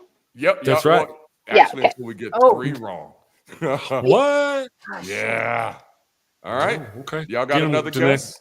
I'm gonna try not to guess because I can see the answers. So you don't get to guess. It's me and No. Darnea against the No, Durante. No Yeah. fun. right. Yeah. It's me and Darnea against the sisters. We know how it is. So we got abortion restrictions, marriage equality bans, prayer in school. We got 3 more answers on the board. Did you put the bathroom restrictions on there? Bathroom restrictions. Bathroom restrictions. Let's see if that's up there. Da-da-da-da, da-da-da-da. So sorry. That's you got your first X. You can try again though. You got 2 more. You're still in the game. Okay. Trans in the military. Is that Trans in the military. Oh, Let's see. Oh man, that is so close. That's a good one. Not quite trans there, equality? but man, trans equality, trans No. equality, trans Well- equality. Oh, that's not right. Well, none of y'all know one of the answers, so pretend like you didn't see that one. But trans equality works because gender affirming bans. Nobody gets to say substance bans now, except for the apostate sisters. See, the bathrooms fall under there. Well, the bathroom sort of, but it's just not care. I get it. But hey, it's your team that got the points. All right, there's 1 more on the board. Can we go? Or Not yeah, yet. no. Y'all got to let's see if Darnay and Chris miss this one. It is definitely on the apostate sisters, and they get to Okay. steal. Patty, I know you're Okay. thinking of one. Prayer in schools. I've got one, but I have no idea. Marriage. I'm stumped now at this point. I'm kind of stumped. Stumped it. All right. Well, I think we're gonna let the buzzer run out, so the other team gets a chance to steal. All right. So apostate sisters, you get a chance to steal. Now, normally, Hey, are they Family gonna Feud, steal my you only 50 get point? 1 chance. Normally, Right. in Family Feud, you only get 1 chance. You will still get your 3 chances for the sake of this game. So, what is your Wait, first guess? Can we confer about this? Sure. Yeah. Confer. Pat, Okay. Pat, I have a couple. What are Yeah. you thinking? I was just thinking like freedom of religion. Oh, well, Oh, I mean, yeah, that's a big one. I was thinking either DEI hires or like immigration. Oh, go with immigration. I don't know how to word it though. Like immigration. Yeah. So like better immigration laws. Okay. Forget how that was stated. Something along Am the I lines of stating it backwards? immigration laws. Yeah, immigration laws. Is that your final answer? Clear path. Yeah. Let's go. Let's see. Oh man. Well, I said y'all were gonna get 3 tries, but you don't. So the game is over. Next round. Dang it. All right. So we All get right. those though. What was it? What was was it? it? The other one, church tax exemption. I should have shown you. Oh yeah, Church. That makes sense. good one. Yeah, it does. Right? I put that on the list. Yeah. Y'all want to play another Hey round? Nancy, did you bring enough for everybody? Oh, what you got? I want some. No, I just downed the whole Oh. bottle, by the way. Yes. And I so meant to actually stop by the liquor store before Wow. I came home today. I am so mad at myself for not. I feel And disappointed. she showed us her boob before she drank all the liquor. Oh, what happens next? Nah, it was somewhere in the middle of that bottle. Trust me, I'm fine. I have a pretty high tolerance. That was delicious. Oh man. All right, well, let's see here. We got our next question up, and I just want to make sure that I have it up. Name a reason someone might leave religion. It's anybody's game at this moment. God's not real. Say it again. What God's was not it? real. God's That's a not good real. answer. Dang it. Let's see here. Let's How about you they know- read the Bible? I'm sorry. No, go ahead. You gotta look her answer first. She probably do. got one. Lack of evidence. That works. God's not That real. would work. Lack of Yeah, evidence. yeah. All right. Mhm. All right, home team, you have an opportunity. Well, actually, home team, we're still going to let you guess because that has to trigger the thing, even though it's Church not hurt. going to be your turn. Church hurt. Ooh, man, this would have been a really good game because guess what? Religious trauma is number 2. But apostate sisters, since you got the highest score, do you want to play or do you want to pass? Oh, you want to play, Pat? Yeah, we should play it. All right, so team B is playing guest team. All right, what is your next guess? Name a reason someone might leave their religion. Hurt by people. Hurt by people. Let's see. Oh, shoot, that might be religious trauma. Yeah. Oh, that's you know Nope. what? You know what? Let's see. I keep doing it on the wrong screen. All right. I think that's close enough to work. Corrupt leadership. Those are the main people out there doing the hurting, right? That's yeah. All right. We still got 3 answers on the board. Wait, is it still our side? Yeah. Can I say Chris's. Still what Chris said earlier. I didn't hear it, but I was gonna say prayers not being answered. Prayers not being answered. Oh, that is a great one. Let's see. Unfortunately, that one is not up there, but you still have 2 more. Yeah, Patty, take whatever I said earlier because I forgot. I forgot. How about read the Bible? Read the Bible. That's a good one. Let's see here. That honestly should have been up there, but it's not. You know, it's the surveys, man. It's the surveys. You got another opportunity, and there's still three answers that haven't been uncovered yet. So you still have an opportunity to hit this. What do you think, Nance?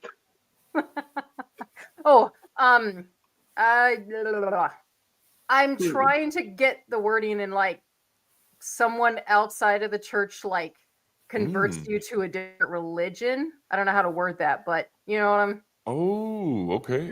Yeah, like maybe a relationship or a friend or somebody. Yeah, like converts you to a different religion. They lead you away. You get converted. I see that. Let's see.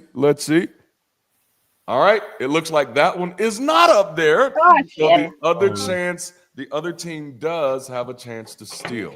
All right, Cornelia, what are you thinking, girl? If they get this answer right, Patty and Nancy, you're going to lose your points. If they get this answer wrong, you get to keep your points. But the points will disappear after this anyway. So it doesn't matter. It's a very nihilistic game, but it's fun. It's fun. The chat, Miss Non Sequitur kind of put in what I was thinking when the sisters were going, but it was not affirming or accepting the LGBTQ community. All right, let's see if that is up there. LGBTQ plus rights is the bottom one. Beautiful. Yeah. It only cut off B. Like Team A is going to let y'all play through, so you get to play through. I don't know why that one cut off. All right, so guess you got 2 more answers on the board. What do you think it is? Oh, because you got kicked out it or kicked out, excommunicated, or that's a good one. That's a good one. I mean, yeah, that happens a lot. I got kicked out of church at 12, but for some reason I still kept going. Let's see here. Oh, unfortunately, that one is not up there. So, would y'all like to know what the rest of them are? Yeah. Absolutely. Yeah. They're not going to show on the screen, but I'll read them to you. Number 3 was personal freedom. Personal freedom. Nice. And what was the other one? Number 4? Oh, no, number 4 was personal freedom. Number 3 was hypocrisy, which I guess that can go with corrupt leadership as well. But it works. It works. All right. We have literally 7-8 minutes left. I want to do one more round. How do y'all feel? Yeah. I like Community Feud. It's so fun. All right. So we're going to do one more round. And again, anybody's game. And of course, folks, if you're watching, guess what? This is a fundraiser. So if you'd like to support the work that we're doing on this community, this is a great opportunity to start shilling out some change, shilling out some cash, PayPal, all the other things. That's right.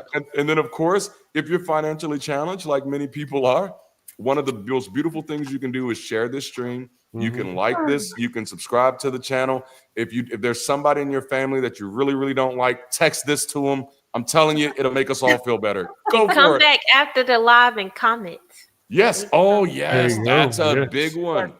That is a big one. Thank you, babe. Please do that. Yes. And I posted a link. You said it was okay. I posted a link to my nephew's rock thing. I'm going to go hang out with him after. I'm just going to kind of chill over there while he does his thing after the show. So if you're not doing anything, I think I can post links. I posted it. So I appreciate you. Absolutely. Thank you. Yes. Yeah. Please go hang out. I love music. All right. I'm glad it's this question that it landed on. And y'all can barely see the question, but I'll read it. Name a group that religious extremists often target. Trans people. Yep. Trans people. All right. Let's see. You. Apostate Sister said trans people. That fits into the LGBTQ plus people category. So yes, Wow. you got 60 points. Home 60 team, would points. you like to take a guess? Even though it's immigrants? Mm. That's not bad. That's not bad. Okay. It's not bad. It's not up there. It's not up there. But Oh, we're going to come back around to that. I promise you we will.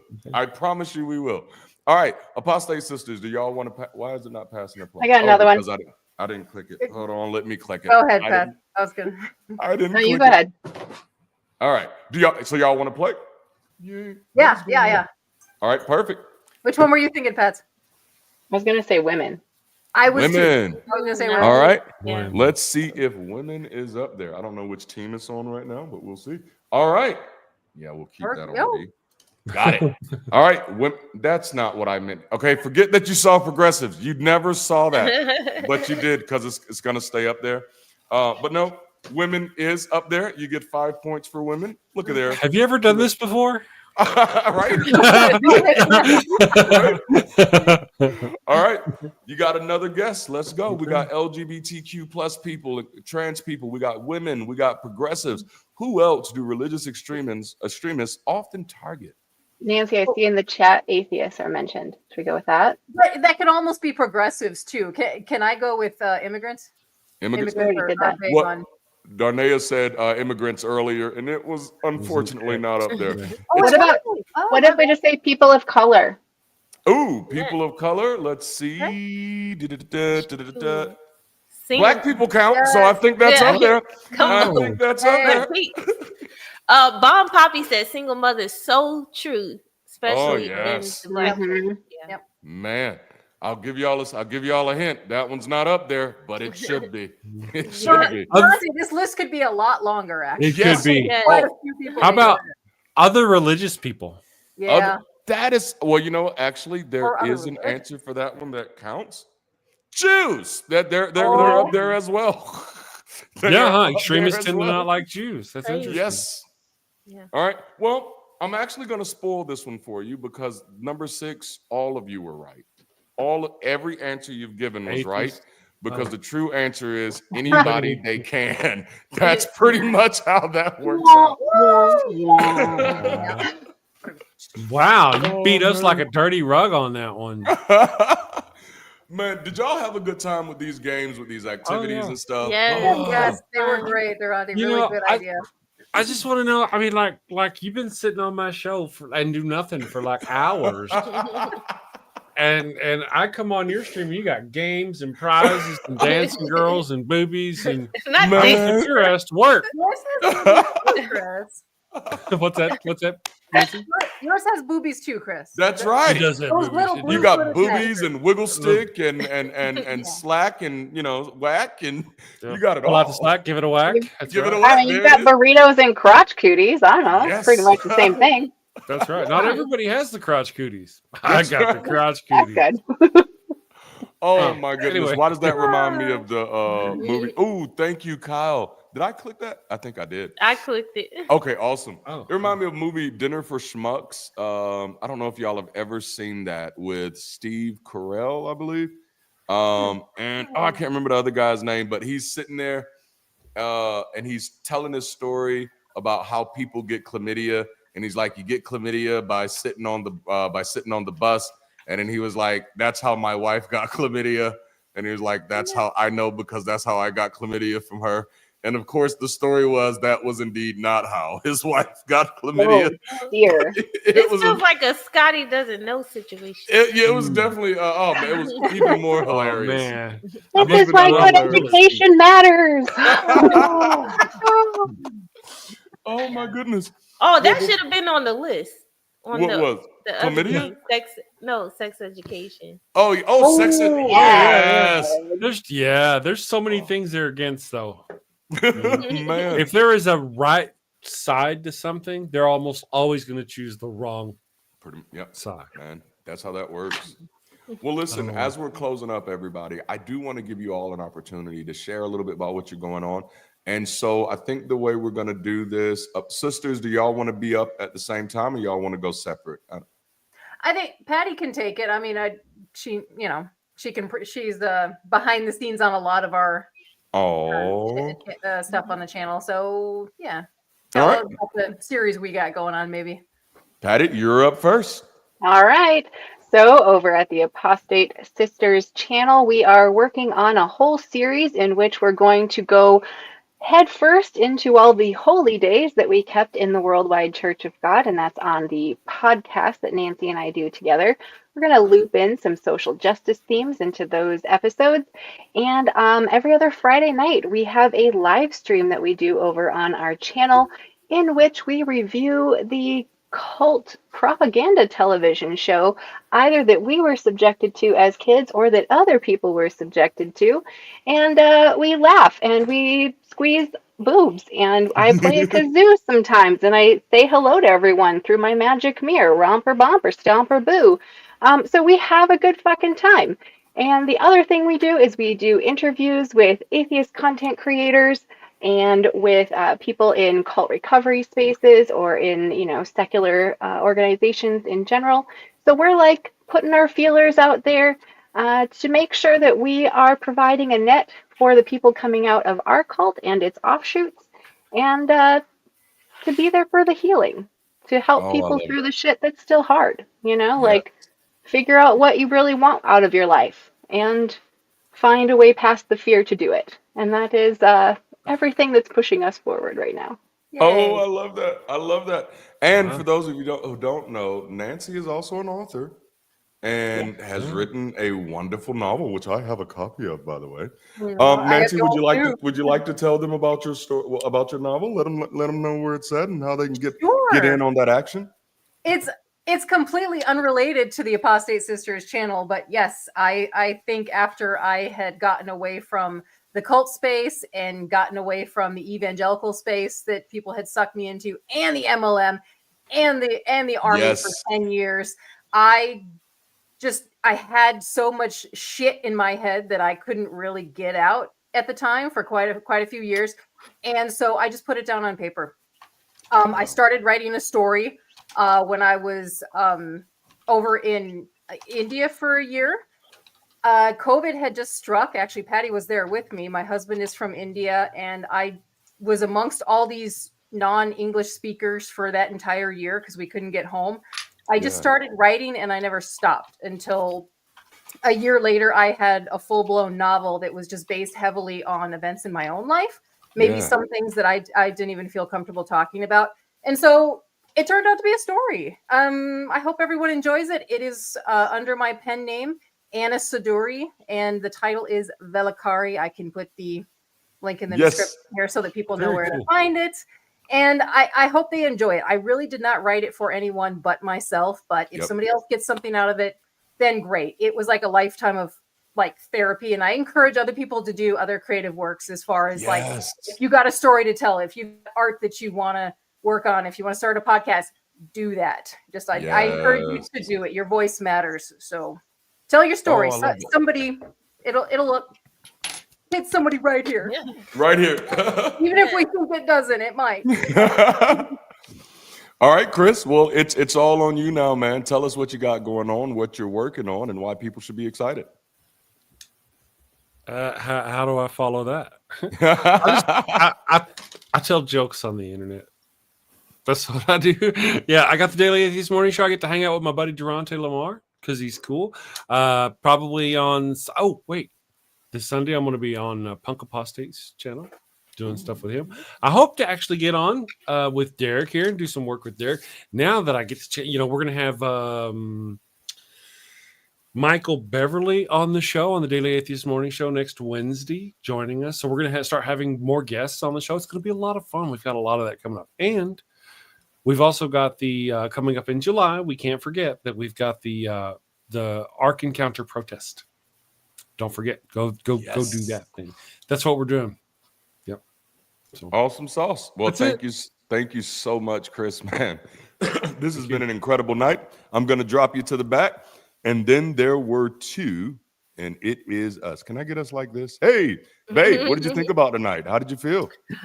Oh, that was so much fun. We had a little comedy, we had some little insight, we had some advocating for the space in general, and then you got to see other creators that are doing local work and online work. So I love that, and I hope you got some nuggets out of it, and I hope it pushed you to be more active in whatever it is you're advocating for in your life. Yes, I love it. Thank you, sweetie. I'm going to drop you to the back as well. Thank you for being here tonight and being a part of all of this.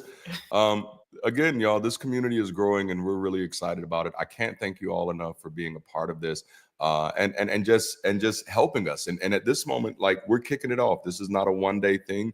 This is officially our kind of coming out party. This is our official fundraiser season. We're kicking it off. We're intentional about being community and doing the work of community. So I'm excited about that. Which, speaking of which, we've kind of talked about so much tonight. So now I need to ask you just very quickly, have you liked this video yet? Have you subscribed to this? Have you subscribed to the channel? Did you share this stream? Here's a fun fact that you may not have known. Even when the stream is ending, you can still share the stream because they're on demand. So people can still watch it. Like, even when I'm gone and we're all gone and sleep, people can still watch it. So please don't feel bad about sharing it late. That's still valid. It still works. Also, because we are about community and Sundays are where we do the majority of our community conversations, Monday through Friday, I'm sharing things that are on my mind. And those subjects vary. They're always about people and our engagement with the world. But Sunday is where we're intentionally having conversations around personal growth and community development. And so my question is, what do you do on Sundays now? If you're searching for real connection, meaningful conversation, and a progressive community, join us for our Sunday sessions, which is where we have these global conversations. And it's also where we're working to recruit and identify other people who say, I do want to be an organizer, but I live over here. I do want to help build community, but I live over here. We want to help those people, get them plugged in and give them the resources and help them connect to other people who also want to be a part, but can't organize, or want to be a part and can't administrate, that want to be a part, but they need other people. And that goes back to what Elliot was saying earlier. We need everybody, we get it. I think the biggest thing is when people think about community and we say we need to build community, everybody thinks, well, I can't be the leader. And it's just like, no, you don't have to lead it. Just lead you. That's it. You just lead you. Be a good leader of you. And what that means is know what you can do, know what you want to do, and know that what you don't want to do. A lot of times there's this fear that any community that we build is going to become like church. There is this fear that if we build community, these people are going to occupy my time. I'm never going to have, time to myself again. I'm not going to be able to do the things that I want to do. Eventually, there's going to be mission creep into my marriage and into my life and all of these things. And the thing is, we have the capacity to build frameworks where that's not the case. And also, you have the capacity to say, fuck this, I'm done. It's that easy. It's literally every church I've ever left in my life, I just stopped showing up. God didn't kill me. Nothing happened after that. And, that's what I remind people, like, get involved or not. It's not gonna, you're not gonna go to hell. Get involved for a season. Do things that make sense for you. And that's the thing is, and I think we kind of say that almost every Sunday, get connected in whatever way that makes sense for you. It's going to be up to you. You lead yourself. You don't have to feel that pressure of, oh, if I marry this mission, I'm going to have to be just like them. No, you just be you. And you find a way that just being you helps contribute to the overall mission. And so we create that space. This week, we're actually continuing our The Looking Glass series, which has been freaking phenomenal so far, where we're exploring how we see ourselves, others, and the world around us. So I'd love to see you in the chat this Sunday. Check it out, because that's where you're going to learn more about the work that we're doing for BridgeCity. All right, that's all I have. If my wife is still in the back, baby, please get ready to close us out with the stuff, because that's all I have. Listen, the stream is ending, but you can still give. It's not too late. If you're watching this after the fact, guess what? You can still give. Support this. Let's make this a movement. And I do want to say this. Even if tonight is not your night to give, If you want to consider becoming a supporter, check out our website. We have bridge.dldd.us. Check that out, which I've been making updates on, so I'm really excited about. And we have dldd.us. If you are going to become a financial supporter, I want you to know what you're being a part of. I want you to know what you're giving into, and I want you to know how this can benefit you short-term, long-term. We can build transparent communications, and we can build transparent communities. All right. I love y'all. That's all I have for y'all tonight, man. Until next time, y'all keep rising, stay progressive, and it's not Sunday, but be the bridge. I'll holler at y'all later. Maybe.